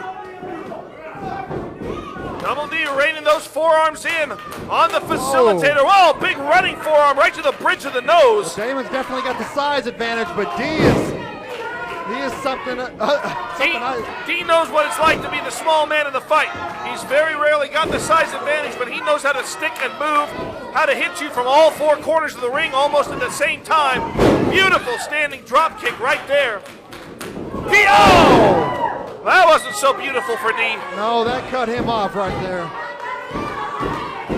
And D is seeing stars up at the ceiling of the Impact Arena. But this crowd is still behind Double D and Erica. Crowd loves the first couple of IZW. They would certainly be quite happy, many of them, to see Double D reclaim that IZW championship. D needs to get out of there. He's got Mark Wilson, he got Lisa, he got Misty Lynn all there, right there. Well, we knew he'd be a factor, and he knows how to pick his moments. And a choke right behind the referee's back. Erica needs to get out of the ring, let the referee take control. Yep, Windsor doing his best, always behind the referee's back. I've wrestled this guy many times. That's exactly how he likes to wrestle. And now Windsor continuing to punish that rib cage. We know that Dee has suffered many injuries to that rib cage area, gone into matches with that thing taped up very heavily. It's an automatic target area for many of the competitors stepping in against him. I've had my ribs injured before, and it's an injury you always want to protect. Well, it makes it almost impossible to breathe comfortably during the match, and if you can't breathe, you can't get the oxygen in. That's the fuel during the match. But it's not bothering Dee right here. He is laying those knees in. Oh. Dee looking to go to carry Windsor over into that DDT, but Windsor just shoving Dee off of him as if he were a sack of potatoes. Well, he weighs about the same as a sack of potatoes, so. Now the facilitator stalking Dee, picking Dee up, throwing him into the corner with both hands. And now just a straight right hand, right to the face of Double D. Those forearms do not feel good, I'll tell you that.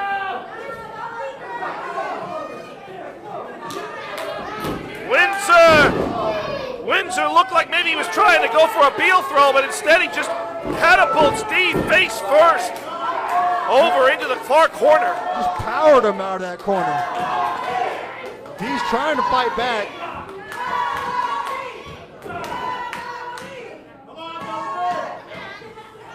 Dee continuing to suffer the abuse from Damon Windsor, who now has Dee in a very precarious position. What's he going to do here? Oh! And Dee motioning that it was in that midsection, which it probably was given the long legs of Damon Windsor. Another choke.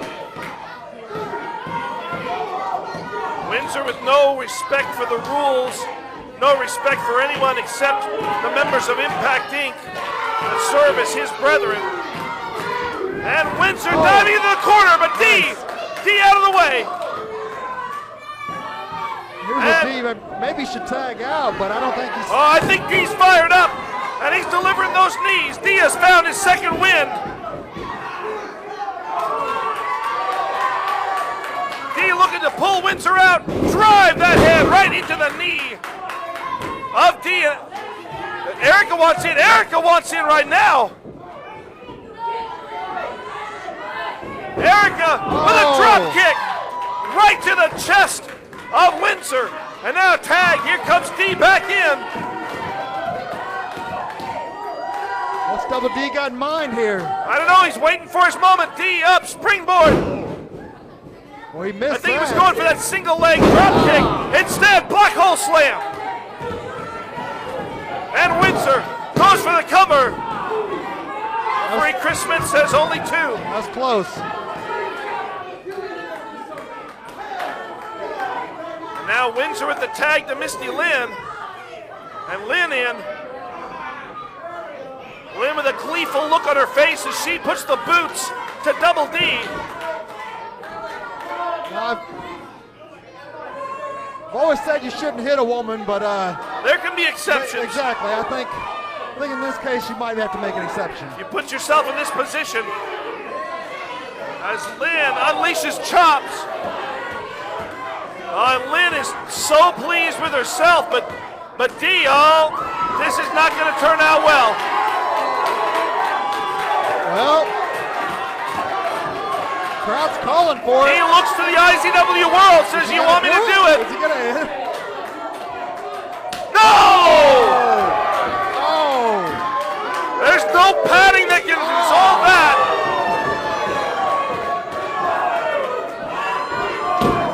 And Dee gonna give the opportunity to Erica. I think I just heard Dee say chop her ass. Well, that wasn't her posterior, but it was sure a chop that put her down.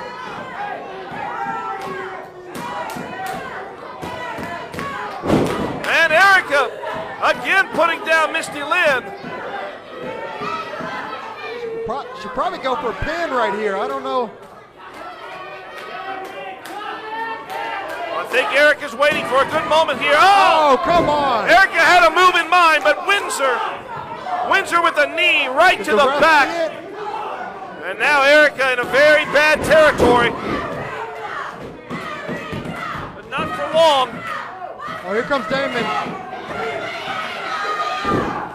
And that, I hate to say it, but that's good teamwork right there by Lynn and Windsor. It is, but I don't think when Double D gets up, he is not going to be a happy camper. Well, right now, Erica fighting on her own, and she has got Misty Lynn right where she wants her. Erica using those ropes to her advantage. Oh. She didn't connect fully with that, but it's... Oh, but Windsor connected right there, right to the top of her head. Come on, Chris Smith, get Windsor out of the ring there. Oh, there's the single leg. And an enziguri. Well, that took Damon out of it. Yeah, but D isn't done. D over the top, down on Windsor. Erica and Misty Lynn left in the ring. Misty Lynn trying to hoist Erica up. Erica puts, only good for two. Nope. She didn't connect completely with what Erica was trying to do.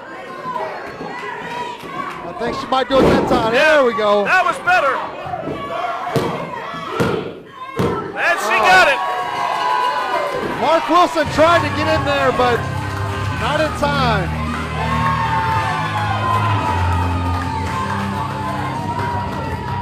Well, a great showing here from the first couple of IZW in Erica and Double D. Yep, and Impact Inc. getting exactly what they deserve. Once again, the best laid plans of Mice and Butterscotch Stallions have not paid off. I don't think Damon's too happy with Mark Wilson right now. I'm very sure that there's going to be a serious talk in the back between these two. But it was a great victory for Double D and Erica as Double D moves that much closer to his confrontation at Sudden Impact with Jermaine Johnson for the IZW Championship. And in fact, later on tonight, we will see a contract signing for that IZW title match between Johnson and D in that ring. Great teamwork, and the crowd loves them. Look at that. Two of the most popular stars in IZW. And Misty Lynn is slowly making her way to the back. Very slowly. Well, Misty Lynn wants to be the queen of IZW, but she's going to have to have some better showings than that if she expects to take that tiara off the head of Erica, where it rests so proudly.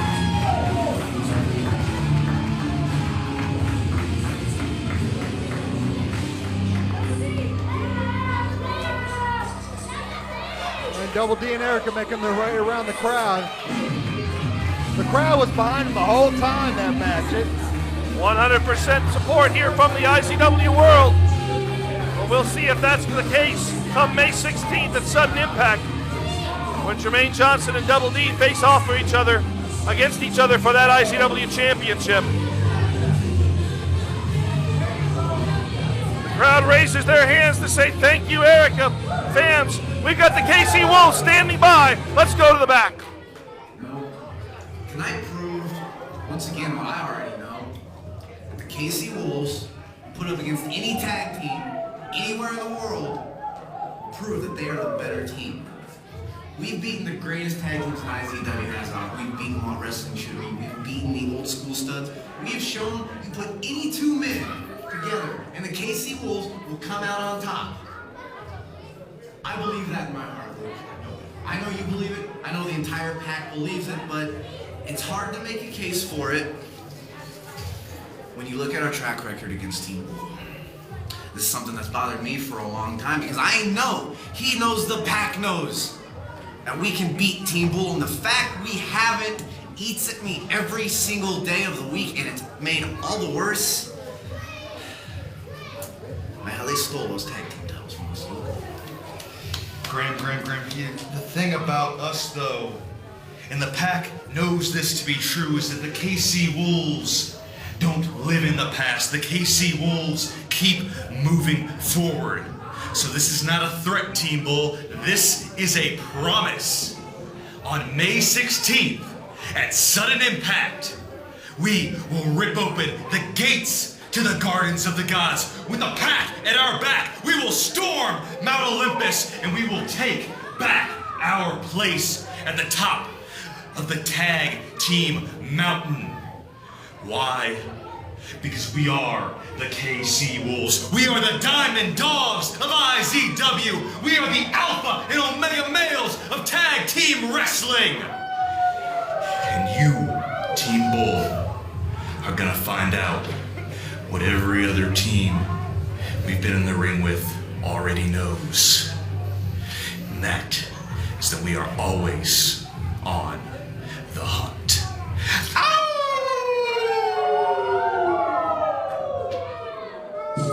Very pointed words there from the KC Wolves, but we now are about to see a brand new star here in IZW. Ladies and gentlemen, the following contest is set for one fall. Coming to the ring first, making his IZW debut, this is Bolt Brady!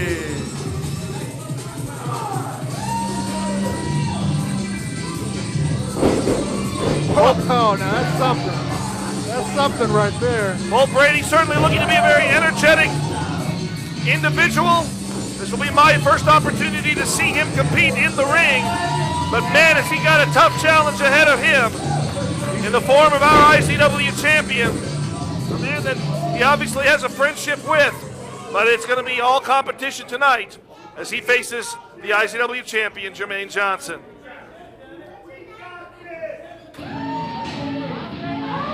There he is. Here he comes.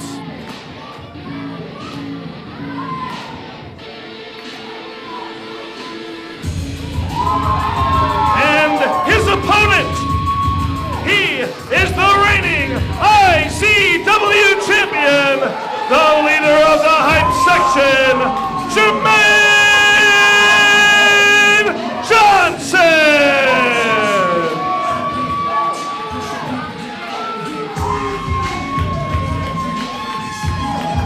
As always, the hype section comes to life for their champion as Jermaine Johnson makes his way around the ring to greet the members of the IZW world who have supported him so much ever since his return back here.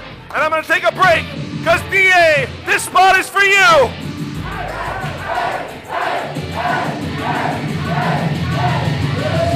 Hype section in full effect here in the Impact Arena. And we saw earlier the backstage meeting between these two. We know it was Jermaine Johnson who brought Bolt Brady in here, gave him his opportunity here, got him in the door at IZW. But man, what a test it's going to be for that young man. Well, Bolt Brady actually asked for this match, so I think you have two competitors that have a lot of respect for each other, and I think it's going to be a great match. I do too. I'm really looking forward to this. Obviously a non-title situation here, but certainly a proving ground opportunity. And the hype section still comes to life as it always does when we got Jermaine Johnson in the ring. Win, lose, or draw, later on tonight we will again see Jermaine Johnson in the ring. And a handshake. Good handshake, good show of respect there. We will see Jermaine Johnson later on in the ring across from Double D as the contracts will be signed for their May 16th confrontation at Sudden Impact. Nice reversal there by Bolt Brady. Brady obviously very sound in his technical abilities here as Johnson takes him over and calls out to the hype section saying, "We got this." And right now that would appear to be absolutely true. Went for a pin there, but I think it was just more of a, both competitors going for a pin there. Well, good ring awareness and good opportunities. Taking advantage of those good opportunities are always very important things in that ring. I mean, you know that really better than I do. But in a situation like that where it's what we think of as a simple move like a headlock, your shoulders are still really, really close to that mat. You can use that leverage to tilt your opponent one way or the other. And if you're not paying attention, you can easily get 1, 2, 3. Off the ropes and a shoulder tackle there from the IZW champion. Brady, whoa! Oh my that. God! Did you see that? Did Brady, you see that? Brady showing some good aerial skills. Oh, Brady. Oh! Brady countering the hip toss and executing one of his own, carrying it over in a cartwheel and an elbow drop. I gotta say, woo, man! Yeah, this. You know, we talked earlier about the unpredictability of someone like Spike taking on a veteran like Brad Michaels. Well, I'd say unpredictability is a great catchword here for young Bolt Brady.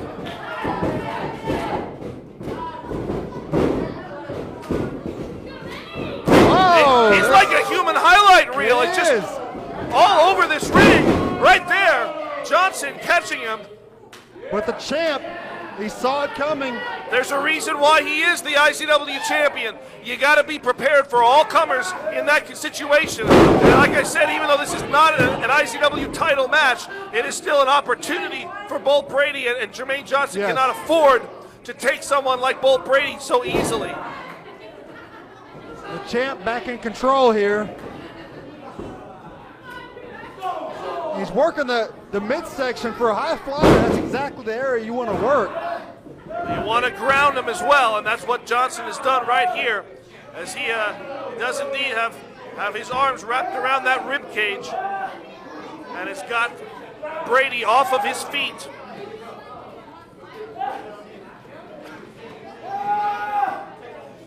And he's in pain. The champ has got that locked, and he is not letting go. Brady continues to try and endure the pressure as his ribs are compressed in by Jermaine Johnson. Brady with a couple of elbows. There's a third one. Broke it. Does break the hold. But Johnson follows right from behind and clotheslines him down. That's knowing where you're at in the ring and looking to what your opponent's doing right there. That's that experience factor. And Johnson, 8 years in this business. He's about to show his power and his strength. Here we go, as he picks Bolt Brady up. And he's holding him up there, letting that blood drain right to that head.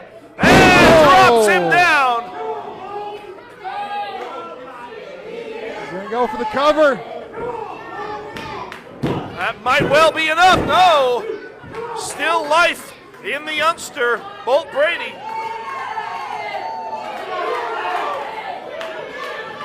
It's definitely knocked the wind out of Bolt Brady. It's really slowed him down here. Yeah, and Brady, if Brady's going to get back on his game, he needs to do so really quickly. Well, Brady fighting his way out of the corner. Some chops. There's nothing high flying about that. That's just pure aggression. But Jermaine Johnson throwing Brady right into the corner. A hard turnbuckle there. there. You can see the look on Brady's face. That may have jarred loose one of the spinal moments.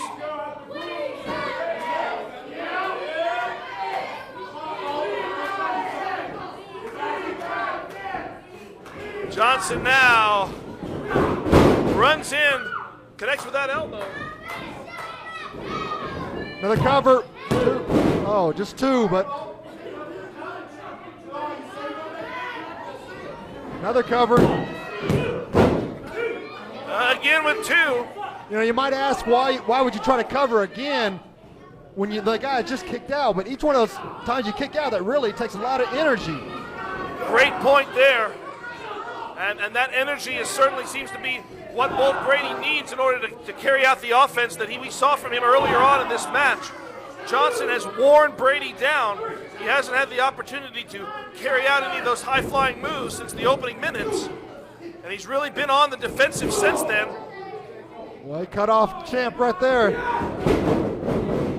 Brady tumbles through. Brady with a knee. Oh, Jermaine caught him. J-Effect. J-Effect puts down Bolt Brady and may put him out of this match. No, still not enough. Brady is a fighter. Brady knows this is his opportunity to make an impression. If he could beat the champ here, that'd really put him at the top. Yeah, I mean, immediately you come in, you walk in the door, and immediately you can do that, you become a top contender for the IZW Championship. The crowd's still very strongly behind the champ.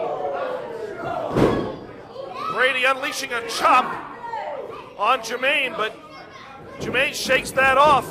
Irish whip and reversal. Oh. Johnson stopping himself. Brady goes charging in. Elevation over. And now both men to the outside. They got to take this to the floor? Not sure. Oh! Johnson dropping off the ring apron. And all of Brady's weight comes crashing down on that ring apron.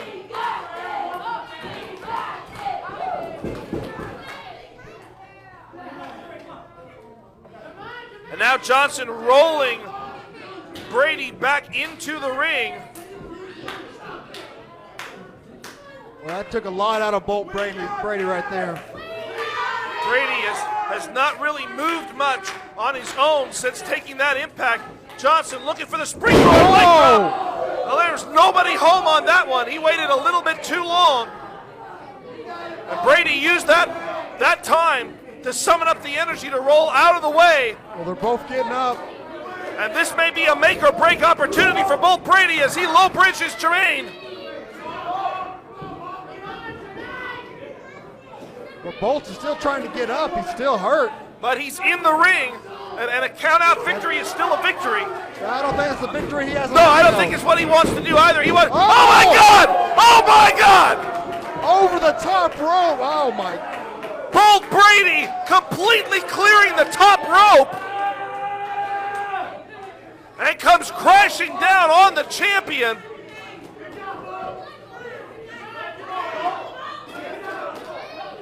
I did not see that coming. And Brady now throws the champion back in the ring. Brady ready. High flying elbow, reverse elbow. Ducks again. Brady off the second rope. Oh, nice drop kick. Brady with the most innovative set of offensive moves that I have seen from any competitor here in IZW for quite a long time. Oh. Leaping with the double knees right in the chest of the champ. Brady stops, catches the... Oh! Good grief!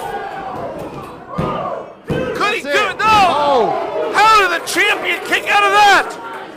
That was... And these fans are right. This is the type of action you see right here at IZW each and every week.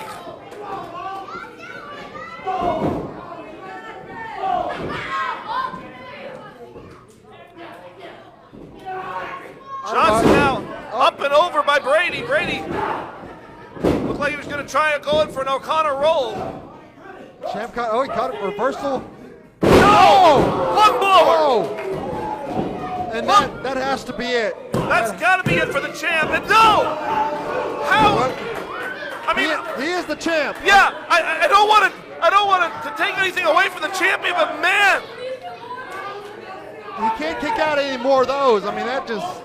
Yeah, it may just be one move away, and I think Brady knows. This might be it right here. If he can connect with whatever he's got in mind right here, and I don't even want to try to predict what he's going to do because there's no point with Brady. Oh. Johnson yanking Brady off the second rope. Johnson looking. Johnson set. Looking for the ES2. He got it. He took Brady down right on top of his head. And that's it. Ladies and gentlemen, your winner, Jermaine Johnson! And that was that's a hell of a match right there. Oh my. We didn't know what to expect coming in, but that was the match of the night right there. Well, I'll tell you right now, Bull Brady may not have won the match in terms of the actual record book, but I can tell you he made a hell of an impression with each and every member of the IZW world right here. And he gained some respect, not just from the crowd, but from the people in the back, too. Yeah, and they all know that Bull Brady now represents a threat to each and every one of them. If they step in the ring, they got to be prepared for one unique individual here, and the champ showing his sign of respect as he knows that he was put to the test tonight.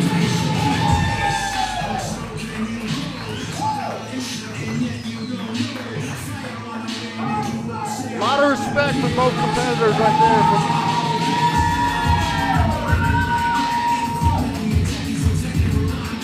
Well, that type of respect is what we might expect to see between Johnson and Double D under other circumstances. And I think Brady wants to return that opportunity, to return that show of respect and say, hey, I gave it everything I got. You are still victorious, man, but you gave me a hell of a fight. And there is a classy young man. That's class right there. You don't get any more class than that. And listen to that, right there. The IZW world showing their appreciation for Bull Brady. His first time in here. And the IZW champion applauding right along with them, as they know.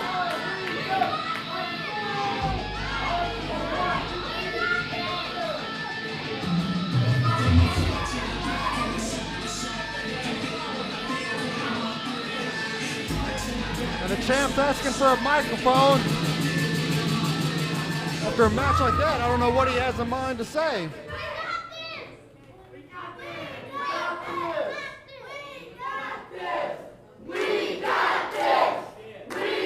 Well, we know what the IZW world has to say, as they are 100% in support of their champion. I want to start off by everyone here in the Impact Arena, all of the hype section, showing some love.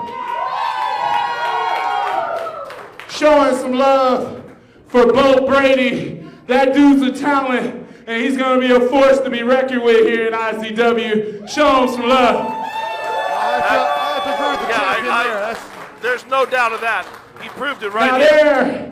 There is a lot of talk about sudden impact. And Double D, I hope you were just watching the match I just had, because I know it got a little rough out here for me. I know it got a little tough out here for me. But in the end, I'm the man standing in the ring with the IZW Championship. I'm the man victorious. So what I want is for this crack security team we got to reach under the ring, grab me a table. What I want is for Sean McHale and Mark Wilson, the people who push the pins around here, to get out here with that contract.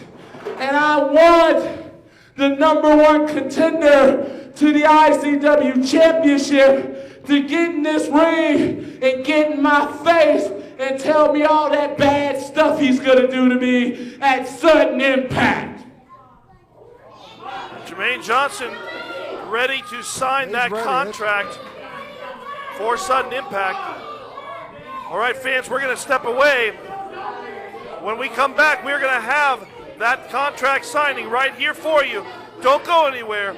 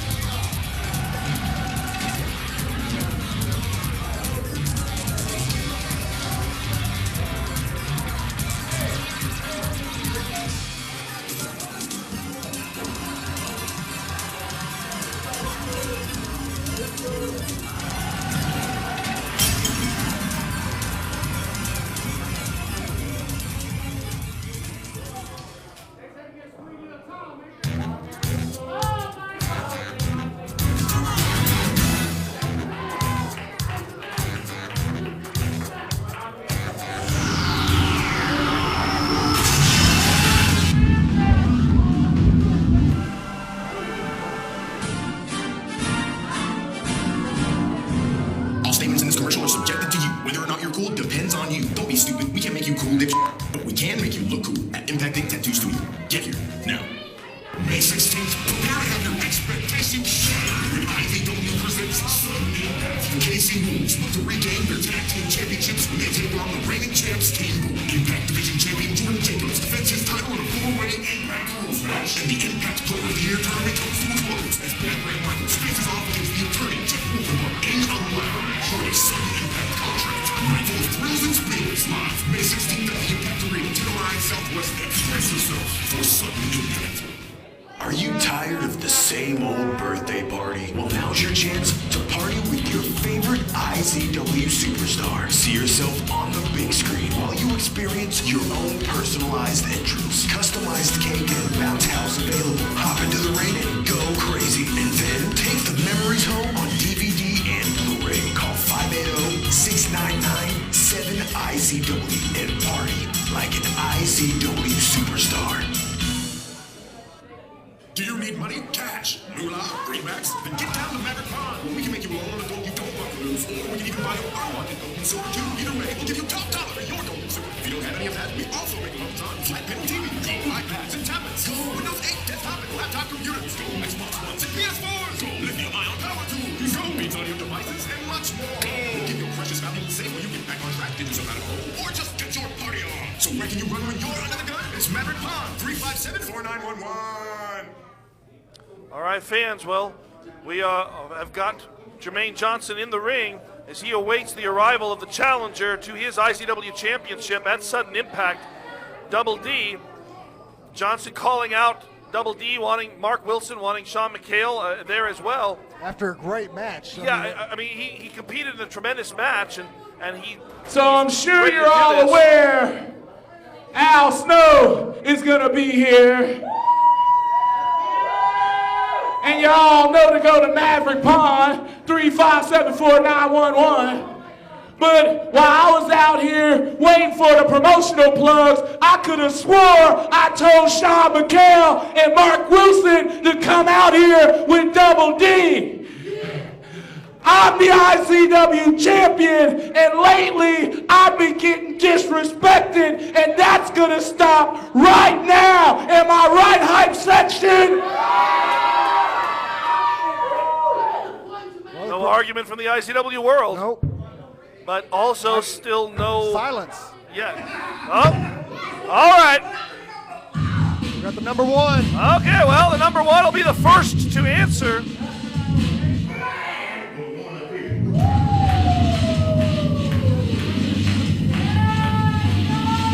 Sean McHale. Trying to calm down. Yeah, he knows he's entered into a little bit of hostile territory here, but it's not the first time that's happened. Oh, speaking of hostile. There we go.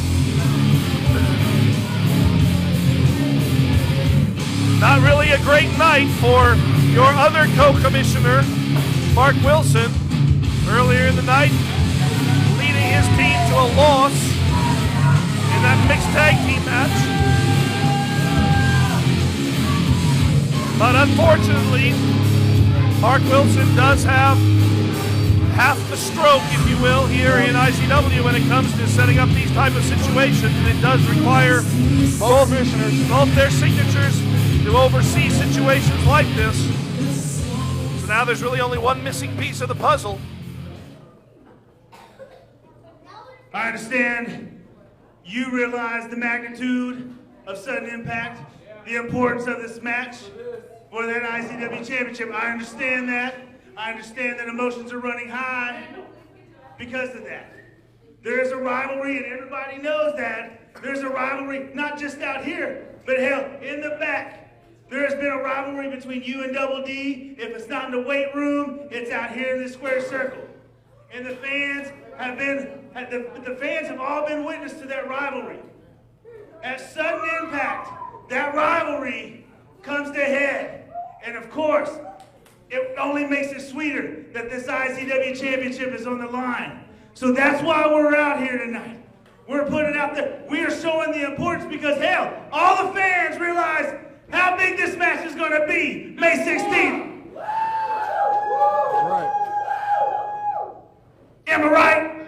Yeah. That's what I thought. That's why we have put time aside to have this contract signed. That's why me and Mark Wilson both understand the importance of a match like this and the magnitude of it, that we are both out here tonight. We're letting bygones be bygones, and we're putting this on because the most prestigious title in IZW is right here on this table. And May 16th, our champion, Jermaine Johnson, the leader of the hype section, is going to be facing this man. Hit his damn music.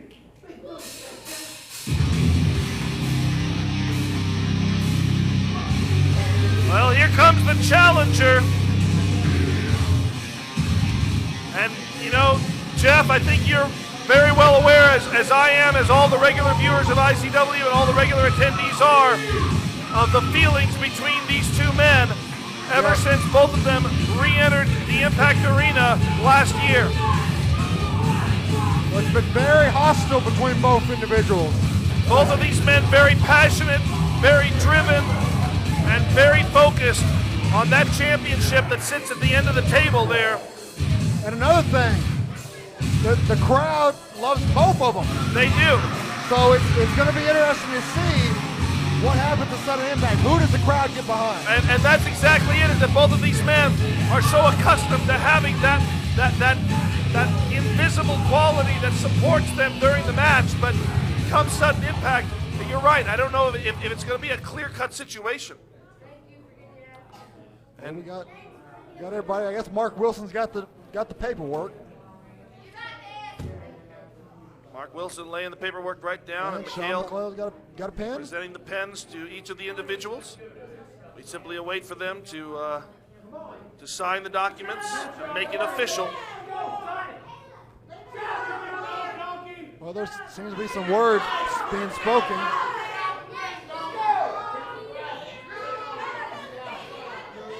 Double D saying a few things for the champ.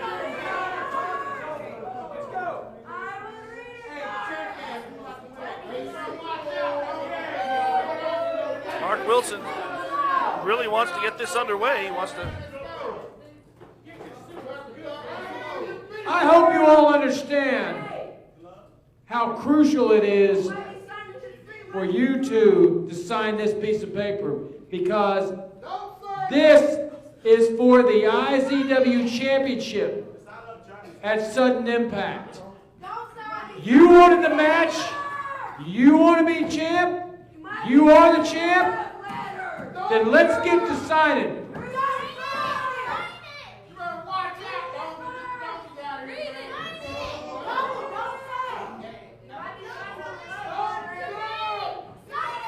You know damn well, Butterscotch jackass.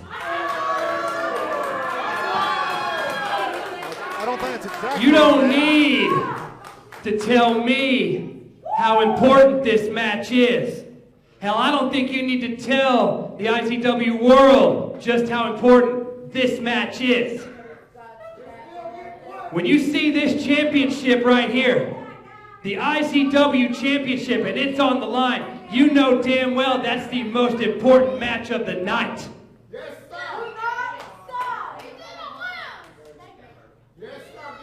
Over 1 year ago, I had that championship taken from me. I was never beat for that championship. You now have that championship, and I'll give you all the respect in the world. You've done it on your own. You haven't had to go back to the Impact Inc. You haven't had to do any of that. You've stood up like a man, and you've acted like a champion.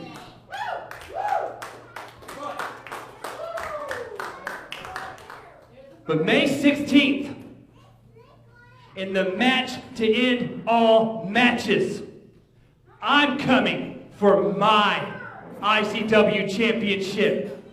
I'm coming to reclaim my place at the top of the IZW ladder. And there is not a chance in hell that I will let you or anybody else stand in my way. I will be the next IZW champion, May 16th, Sudden Impact.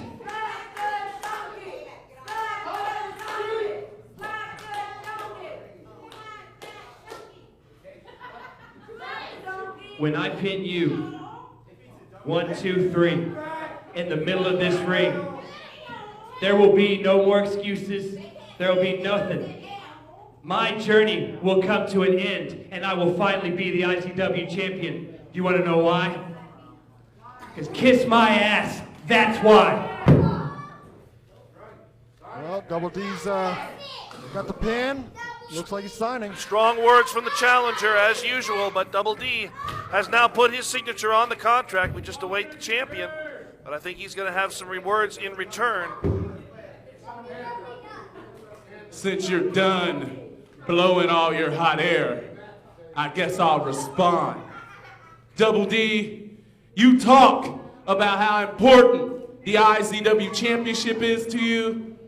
Double D, in 2013, I was fired from IZW for defending the honor of the IZW Championship. And in 2014, I quit IZW because I couldn't stand the standards that were set for the IZW Championship anymore. When I left this company, I hugged you. I congratulated you on your victory, and it's not my fault you weren't man enough to withstand a couple of beatings and you couldn't come back and defend the championship. But don't sit here and lie to my hype section and tell them I'm not the real IZW champion, because I went through No Holds Barred. I went through cage matches. I went through TLC to keep and earn and wear that title. At sudden impact, I'm going to prove to you that there's two types of people in this world. There's hammers and there's nails. And guess which one you are, Double D? You's a nail. And I'm going to hammer the hell out of you. You come in here talking about kiss my ass, huh? That's cute. You know what's going to be cute after sudden impact? Me taking pictures and posting on Facebook, still IZW champion. I can't wait to show everyone in the back who the best wrestler in this company is. I can't wait to show our visitor, Al Snow, why he should be here. It's because talent like me represent this company. And at sudden impact, the face of IZW won't change. It'll be Jermaine Johnson. Why? Because we got this. Oh, it's going to break down. It's breaking down right now. Both of these men can't hold it back any longer. Both of them pounding onto each other. And Johnson throwing D right on top of one of the chairs. Well, we're not waiting for sudden impact. Well, there's an impact being made. It's pretty sudden. That's being made right now to D's face. Things have just fallen completely apart here. Neither one of these men wanting to wait till May 16th. And Johnson with the J effect. Laying out the challenger to his championship.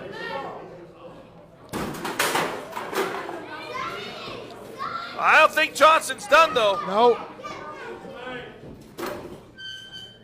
Johnson waiting. Up. D over the top. Look out. D-facer.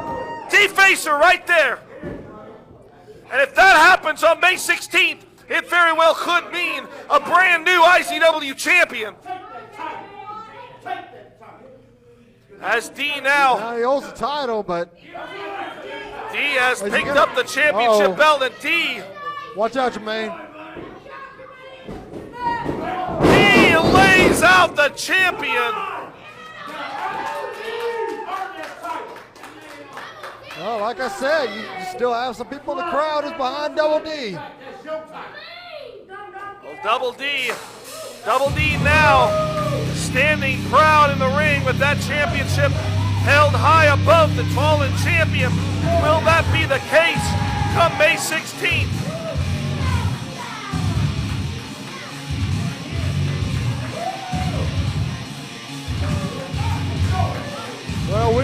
see. You know, it's sad that we have to wait that long to see. Yeah, I cannot wait. I cannot wait, Jeff. We already know that you and Bad Brad Michaels are going to have that ladder match for the Impact Player of the Year tournament. And as much as that match excites me, this match excites me just as much, because I think we're finally going to get a resolution. As Jermaine said, who is the best man? Who is the top competitor here in IZW? I think it's finally going to be resolved come May 16th at Sudden Impact. Fans, if you can't be here live, you gotta tune in on GFL.tv in order to see all the action, those matches as well as all the others that you've seen in the advertisements tonight. But man, the emotion's overwhelming right there. As I guess the main thing to say is we have the contract signed, we have a match. Well, there's no denying that. But now we just have to wait 3 more weeks as Jermaine Johnson has picked up that which is still his for now. Will that be the case come 3 weeks from now? But hopefully we will solve the tension between these two individuals at Sudden Impact. Hopefully all this aggression between both of them will be solved. Right. And the champ making his way into the back. And the number one sending the ball back through. Well, fans, as my partner here says, the contracts are signed. It's all 100% legal and official now. Come May 16th, Sudden Impact, Jermaine Johnson, Double D in that ring to once and for all determine who will be the top man here in IZW, who really is the number one star here in this company. That's just one match out of so many that we're going to see that night that have been set up, some of which we just learned tonight. Fatal 4-way for the Impact Division Championship. Jordan Jacobs putting his championship on the line against 3 other men. Impact rules.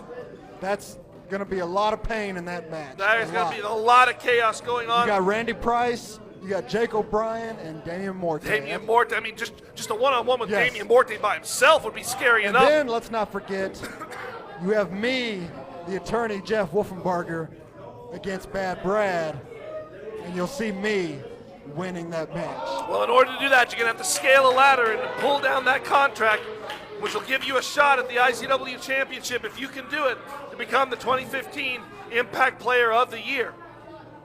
We also see the KC Wolves challenge for the Tag Team Championship. Fans, hang on. I think we got something going on in the back here. Can we get a camera in the back here? I believe we got something happening in the office area. So,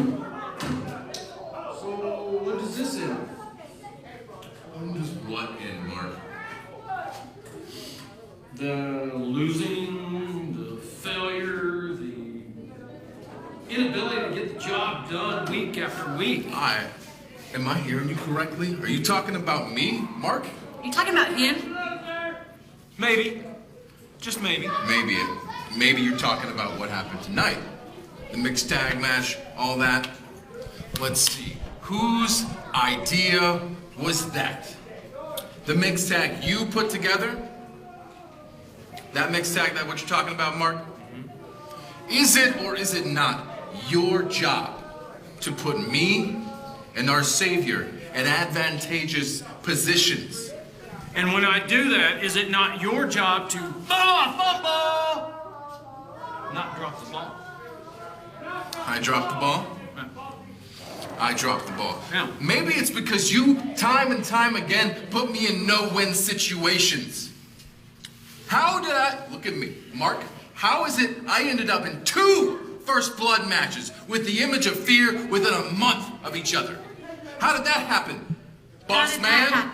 Huh? Explain yourself. I'm not explaining myself to you. Explain yourself to me. Are you or are you not in charge around here, huh?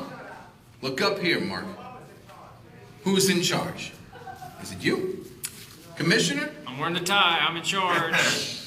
Who is in charge? Mark, I mean, last week, it seemed like we, again, were in charge.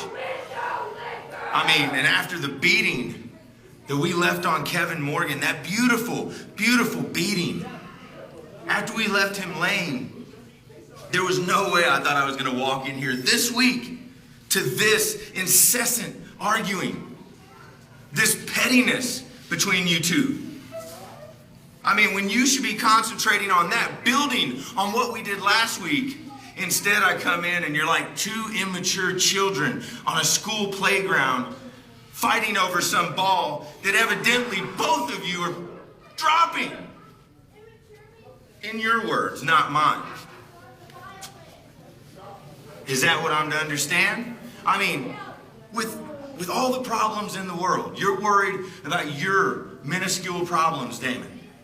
When you're supposed to be facilitating for me, when you're supposed to be running a company for me, and there are such large problems within this company, problems that need to be answered, problems with questions that need to be answered, Damon, like the one Kevin Morgan had. Where's John? Right? I mean, while you're in here fighting over something she should be worried about and quit bringing to our doorstep, Kevin Morgan has wondered for over a year, where's John? And last week we just began the answer.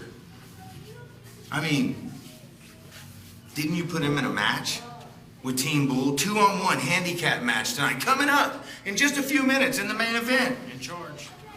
In charge. And I mean, of course, you could facilitate some more answering about where's John. I think we answered that last week. Oh, no. We haven't finished answering that. And also, I mean, I think we should make sure that by the end of tonight, Kevin Morgan wishes he had never asked the question, where's John? What do you think about that, Mr. Co-Commissioner? I think we know who's in charge. No. All right. Go ahead. Let's get back to it. We love each other.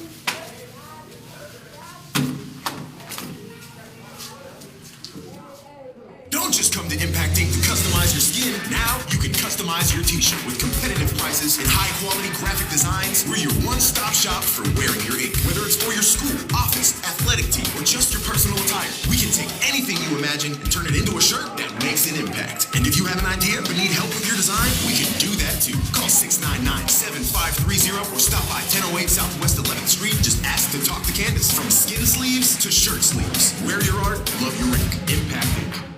Are you tired of the same old birthday party? Well, now's your chance to party with your favorite IZW superstar. See yourself on the big screen while you experience your own personalized entrance. Customized cake and bounce house available. Hop into the ring and go crazy. And then take the memories home on DVD and Blu-ray. Call 580-699-7IZW and party like an IZW superstar.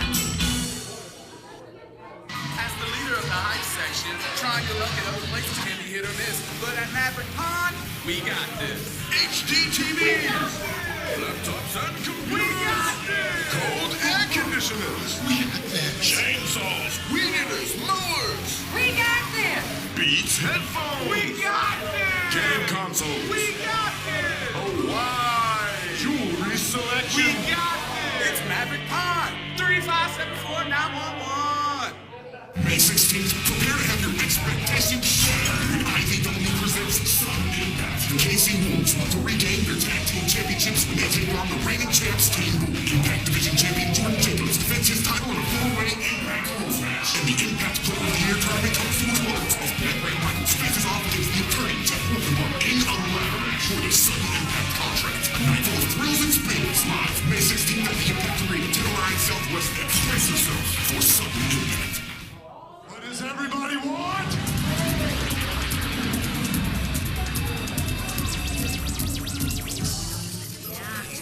What does everybody need?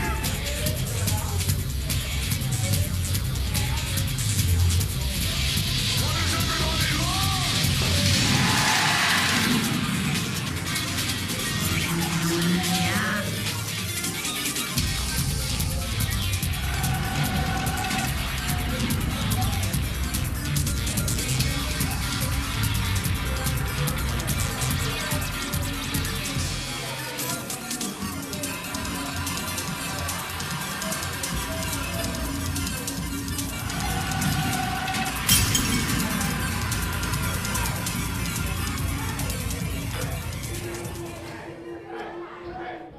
May 16th, 2015 is going to go down as one of the most important dates for IZW in the history of this organization. Fans, if you have not gotten your tickets yet, absolutely get a hold of those VIP tickets, front row, right up close in front of the action. Before the break, we were talking about some of those matches, but then we saw what happened backstage. I know you know your brother better than anybody else around here, but it seems like every time that Impact Inc. is just on the verge of falling apart, here comes Johnny Z to tie it all back up together. He gets it all, fixes everything, and gets them into the group, and there they go. And I'm afraid for Kevin Morgan tonight that it's going to be like what's happened the last couple shows. I was looking through the results on oklafan.com, and Kevin Morgan has not really had the most successful time in recent weeks, but especially over the past couple of weeks. He's been stacked up against the odds, and now as of last week, he's going to be facing the odds in a handicap match at Sudden Impact as he has to step in the ring against Damon Windsor and Johnny Z, 2-on-1 handicap style tonight. It's the same thing. It's the same thing, just with the players a little bit different. The tag team He's champions. going to take on the tag team champions. Fans, it's time for our main event as we go to the introductions.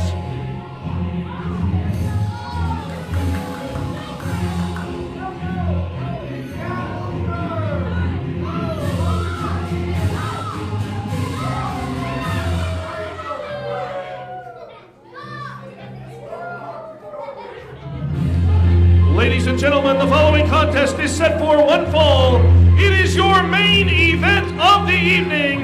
It is a 2-on-1 handicap match. Introducing first, representing Impact Inc. They are the reigning IZW Tag Team Champions. The Bronze Bull, Aaron Neal. The Brass Bull, Bobby Starr. Team Bull!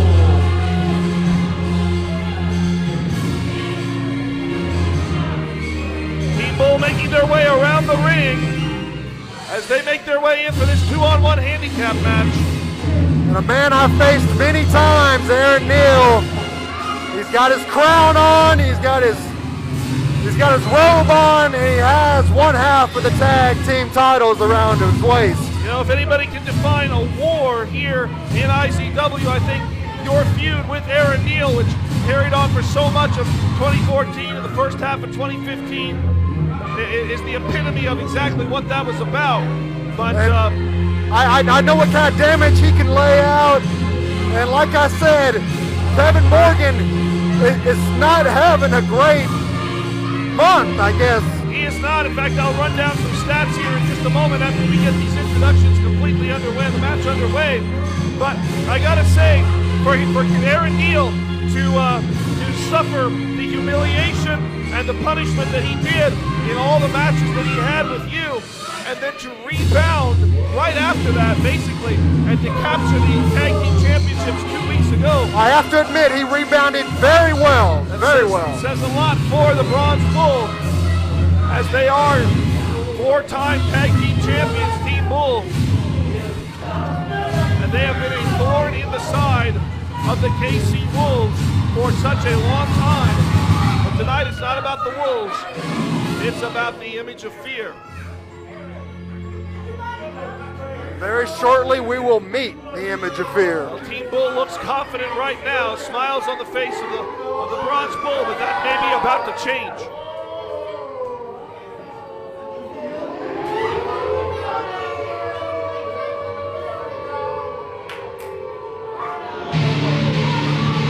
And ladies and gentlemen, their opponent, he is the image of fear, Kevin Morgan.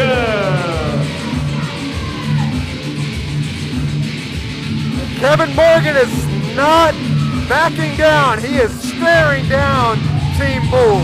There is no more intimidating force in IZW than that man making his way to the ring. They don't call him the image of fear because it's just a catchy nickname. It's because that's what he inspires in most of the opponents he steps in the ring with. But tonight, the odds are certainly against him. And as I mentioned in the recent weeks, it's as Morgan just has not been able to put together what's necessary in order to get that W in the win column.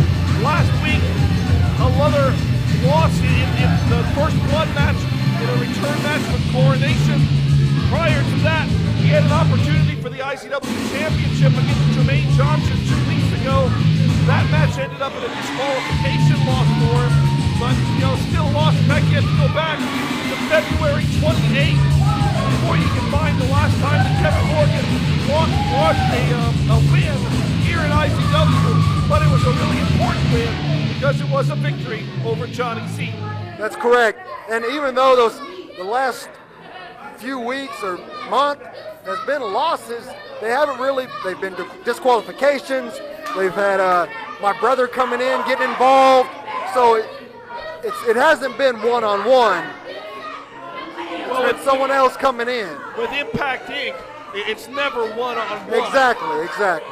There's always the backup, and even when it looks like Impact Inc. is splintered, fragmented, and out of the picture, somehow Johnny Z manages to hold it together just a little bit longer. And that's my brother's main plan leading into Sudden Impact, is to wear down Kevin Morgan. Because he knows if he gets in the ring with Kevin Morgan one-on-one, and Kevin Morgan is in the best shape 100%, he is not walking out.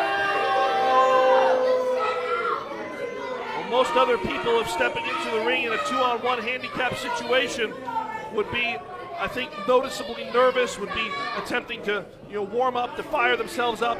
Kevin Morgan simply remains staunch and stares across the ring at his opponents, waiting for them. And in fact, I just caught a line there from Bobby Starr as he cast his eyes across the ring, and I think from my perspective it looked like a little bit of concern maybe on his part. But we're going to start off with the two powerhouses in this match, Morgan and Neal. Yep.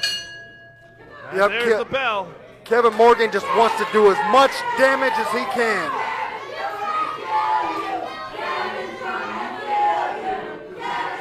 We've talked all night about how the crowd has been a factor in Jermaine Johnson and for Double D.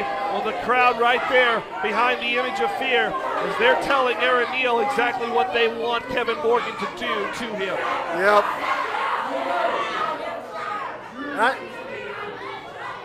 I think Aaron Neal's a little trying to psych himself up. Yeah.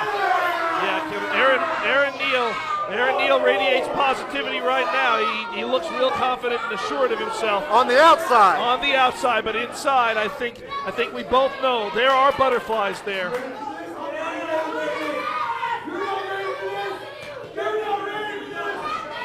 All right, as we move in, and a nice go behind there by Aaron Neal, and again the power. Trying to pick him up, but he couldn't.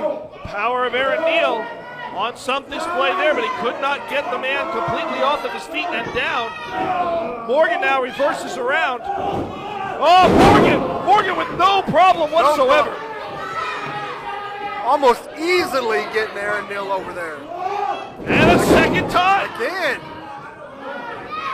This match may be over before Bobby Starr even has an opportunity to be a factor in it.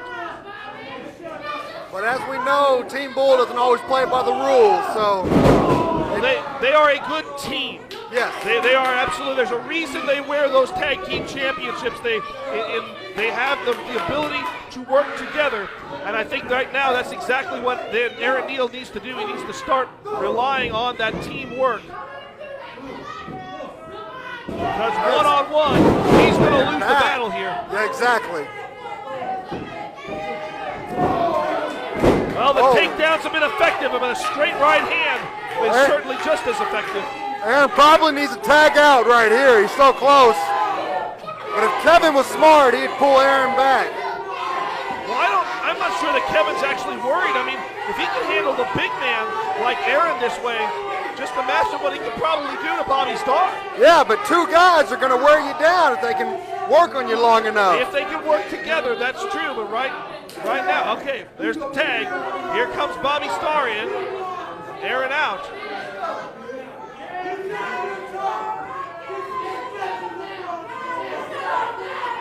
Well, Bobby Starr's got some words. Bobby's, yeah, but this is not a debate.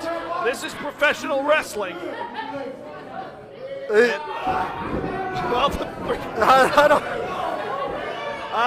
Well, he's putting in a good effort, I guess I could say. Yeah, I guess you could give him an A for that, but and now Bobby's calling for a test of strength.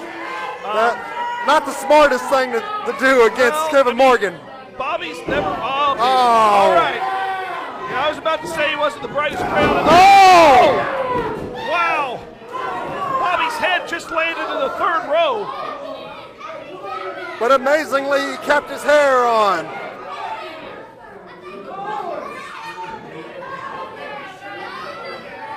And a little regrouping there by Team Bull. Team Bull certainly needs to change up the game plan here, as they have done nothing to put Kevin Morgan in any type of a dangerous situation. I don't think Kevin Morgan's broken a sweat. Morgan simply waits. Waits for Bobby Starr to get back in the ring. Bobby's still the legal man. Well, that's going to change now. Probably the first smart thing Bobby's done since he's got in the ring. The best choice that he has made this entire match is to tag himself out of this match. And a little bit last-minute consultation there. A little distraction there. Oh, it didn't work. Morgan going to conduct a meeting of the minds. And Morgan says, I'll take both of you on at once. Now that may actually be a mistake, but we'll see here. Morgan seems to be in control of it right now. Well, there goes Bobby's hair. He's lost his hair. Morgan just bouncing. He's controlling both members of Team Bull. He's taking them to two corners. That's a third. Here comes the third one in. A time first, Aaron, and then Bobby. We got another corner. We got only one corner left. Referee, you need to get out of there. Oh, we're not even going to bother with that one. We're just going to take care of it in the middle of the ring. Oh, that's not going to be good.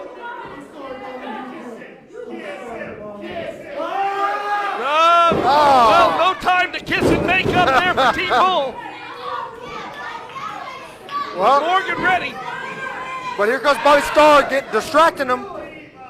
Well, Bobby Starr making himself somewhat effective there. He did. Very effective. That's I don't like it, but I have to say that it's effective there, as Bobby Starr distracting Kevin Morgan just long enough for Aaron Neal to capitalize. Now they got the big man down. Let's see if they can keep him down. Now what Team Bull have to do here is they have got to capitalize on the fact that there's two of them and only one of Kevin Morgan. They've got to use that two-man advantage. They've got to treat this like a tag team match. And that's what they're doing. Right now, that is exactly what they're doing. They've got Morgan cornered. They've got him on the ground. They've got to keep switching in and out rapidly, keeping that fresh man in the ring. Morgan has nobody to tag to. He's got to rely, he's got to endure all of this. And he's fighting back here. He doesn't want to get in their corner. Very smart by Kevin Morgan to fight back. Morgan with a big boot right to the face of Bobby Starr, and Morgan goes in for the pin.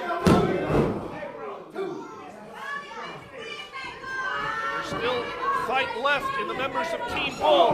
And again, Morgan cannot have eyes everywhere. Nope. And that's what Team Bull has been using. They've been relying on that ability to sneak up behind Morgan. And we might not like it, but it's effective. Got to give the credit to the tag team champions.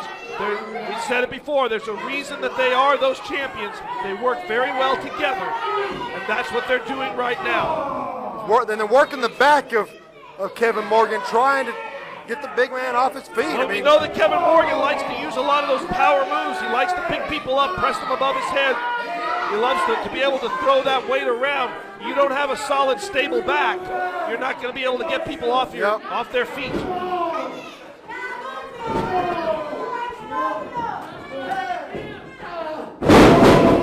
Morgan gets the bull off his feet, but blind tag by Bobby Starr.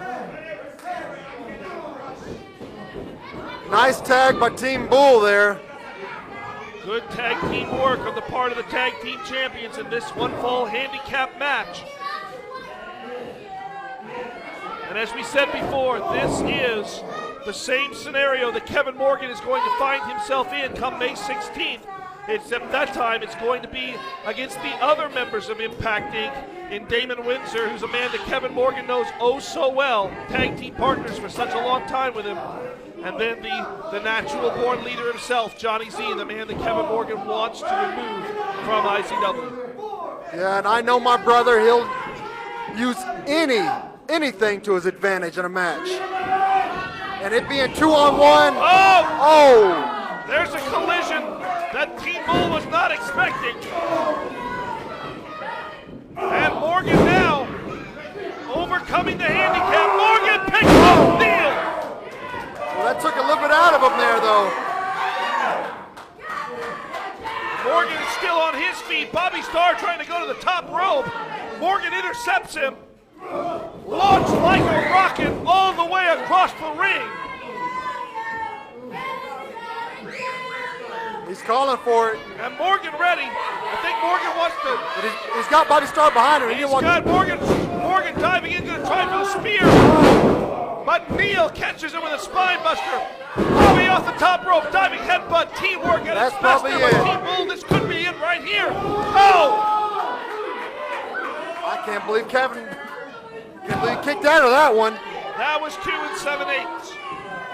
That was oh so close to yet another loss on the record of Kevin Morgan. And he does not need another loss going in.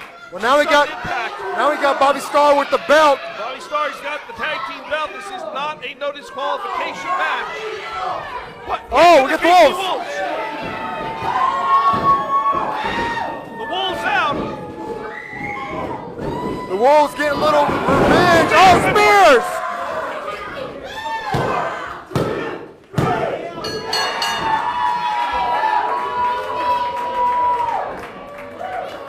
Ladies and gentlemen, your winner of this handicap match, the Image of Fear, Kevin Morgan! Kevin Morgan winning with a little help from the Wolves. Well, I think that the KC Wolves sent a quick message there. Oh, here comes Johnny Z. And here comes Windsor. Mark Wilson. Impacting, it's like a replay of last week. Like I said, even when you think Kevin Morgan had it in his hand, had a W, things were on his side. Here comes impacting. Johnny Z always with the plans, always wanting to manipulate things to put them in his favor. And after enduring a grueling handicap match, which he was victorious in, Kevin Morgan now once again finds himself on the receiving end of a 2-on-1. I mean, might as well make it 3-on-1 with Mark Wilson out there. Brutality. This is not a match, this is a gang-style beating.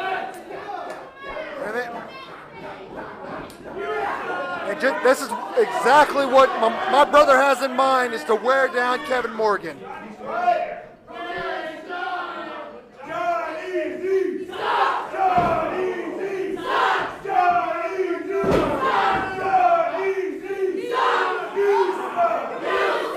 The crowd showing exactly what they think of my brother. Each and every time that he's out there, they make it very clear that they are not a follower of his the way that he wants them to be. And now, Damon Windsor, Johnny Z giving Windsor the sign to pick Morgan up and to put him down. Big thunderous choke slam in the middle of the ring. That's it, leave him alone. Well, the message has clearly been sent, but it's not enough as Johnny Z now down over the fallen Kevin Morgan. This makes me sick right here. I just don't understand what it is that Johnny Z expects to. I mean, he sent the message. We get the message. We all understand. You've got the mentality. You've got the manpower. You are going to have this 2-on-1 match against Kevin Morgan. float over DDT, puts down the image of fear. Okay. He wants to wear him down. He doesn't want just 2-on-1. He wants the man to be below 50%. He wants him walking in there injured, bruised. And see now preparing. We all know what's coming here. What? Okay, fine. Okay, maybe I'm wrong. I didn't know the number 1 was coming. It's been a busy night for our co-commissioner. Hey, I know what you're about to do. Everybody knows what you're about to do. I know. I won't slow you up too much, John, because we all know what you're going to do. You're going to put Kevin in the corner, and you're going to kick his head off. But I'm sitting in the back here, and I've been working on a little something in the back, and I've got a little secret for you. Well, actually, hey, John, I got 2 secrets for you. The first one is, you know damn well, if it was just you and Kevin in that ring, you wouldn't be in that position. You had 2 other goons helping you out. So you 3 right there are the 3 cowards right there. Right there. You're a coward. And Johnny Z, you're the natural born coward. Amen, brother.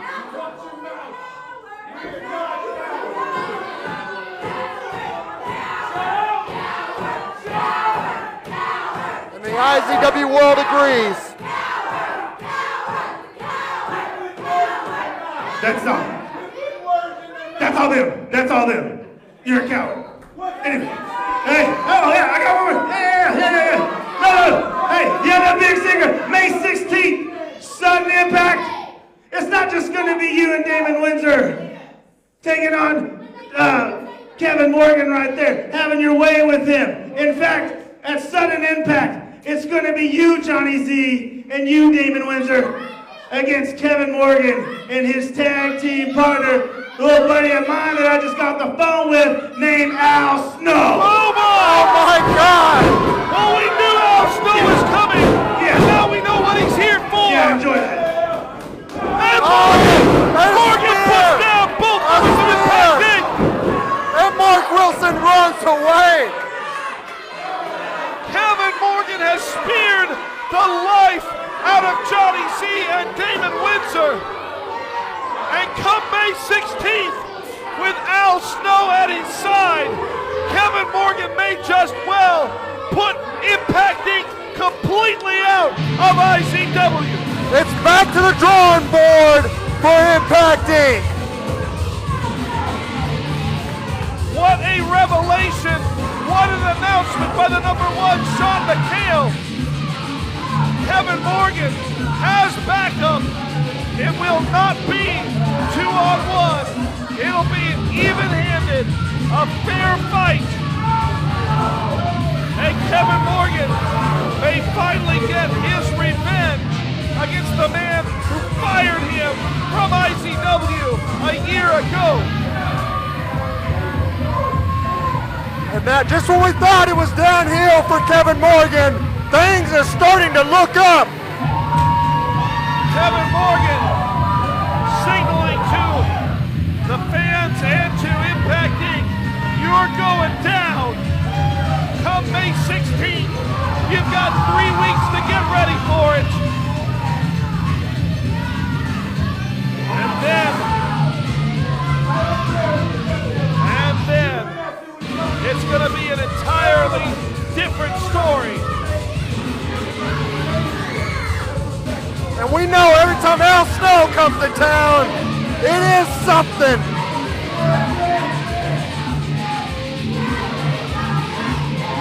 And again, the IZW world giving Johnny Z and the members of Impact Inc. just a little hint of what's going to happen to them at sudden impact. They want to see Johnny Z dealt with just like the rest of us do.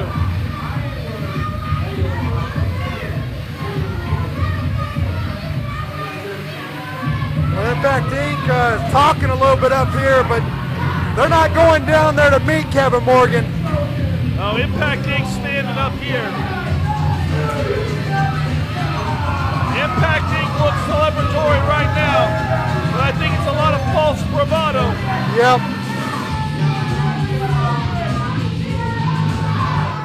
Because they know that the odds are going to be even. And come May 16th, it's going to be a totally different story than it has been in the weeks leading up. Kevin Morgan has a partner. Kevin Morgan has a match. Kevin Morgan has a motivation. When he steps in the ring May 16th against the members of Impact Inc. I think he's got his second wind right now. He might be bruised, but he is going to be ready May 16th. All right, fans, we thank you for tuning in this week. For the attorney, Jeff Wolfenbarger, I'm CM Burnham. You got to be here next week as we go move closer to sudden impact. Until then, so long from the Sooner State.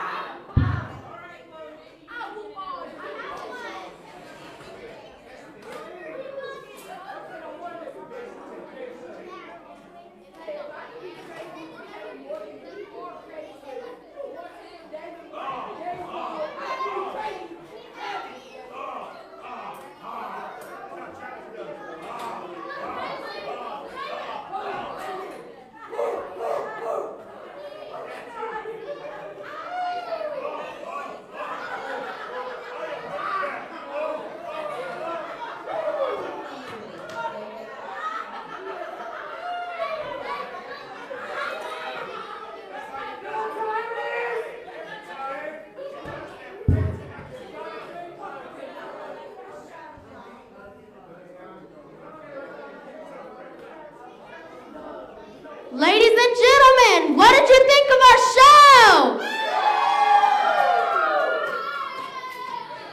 Well, it's raffle time, which means you have to get loud to draw a ticket. Wait, never mind. We have a birthday boy. Sorry. Close your eyes. White ticket? Want to read the last three? 431. White ticket, last three numbers, 431.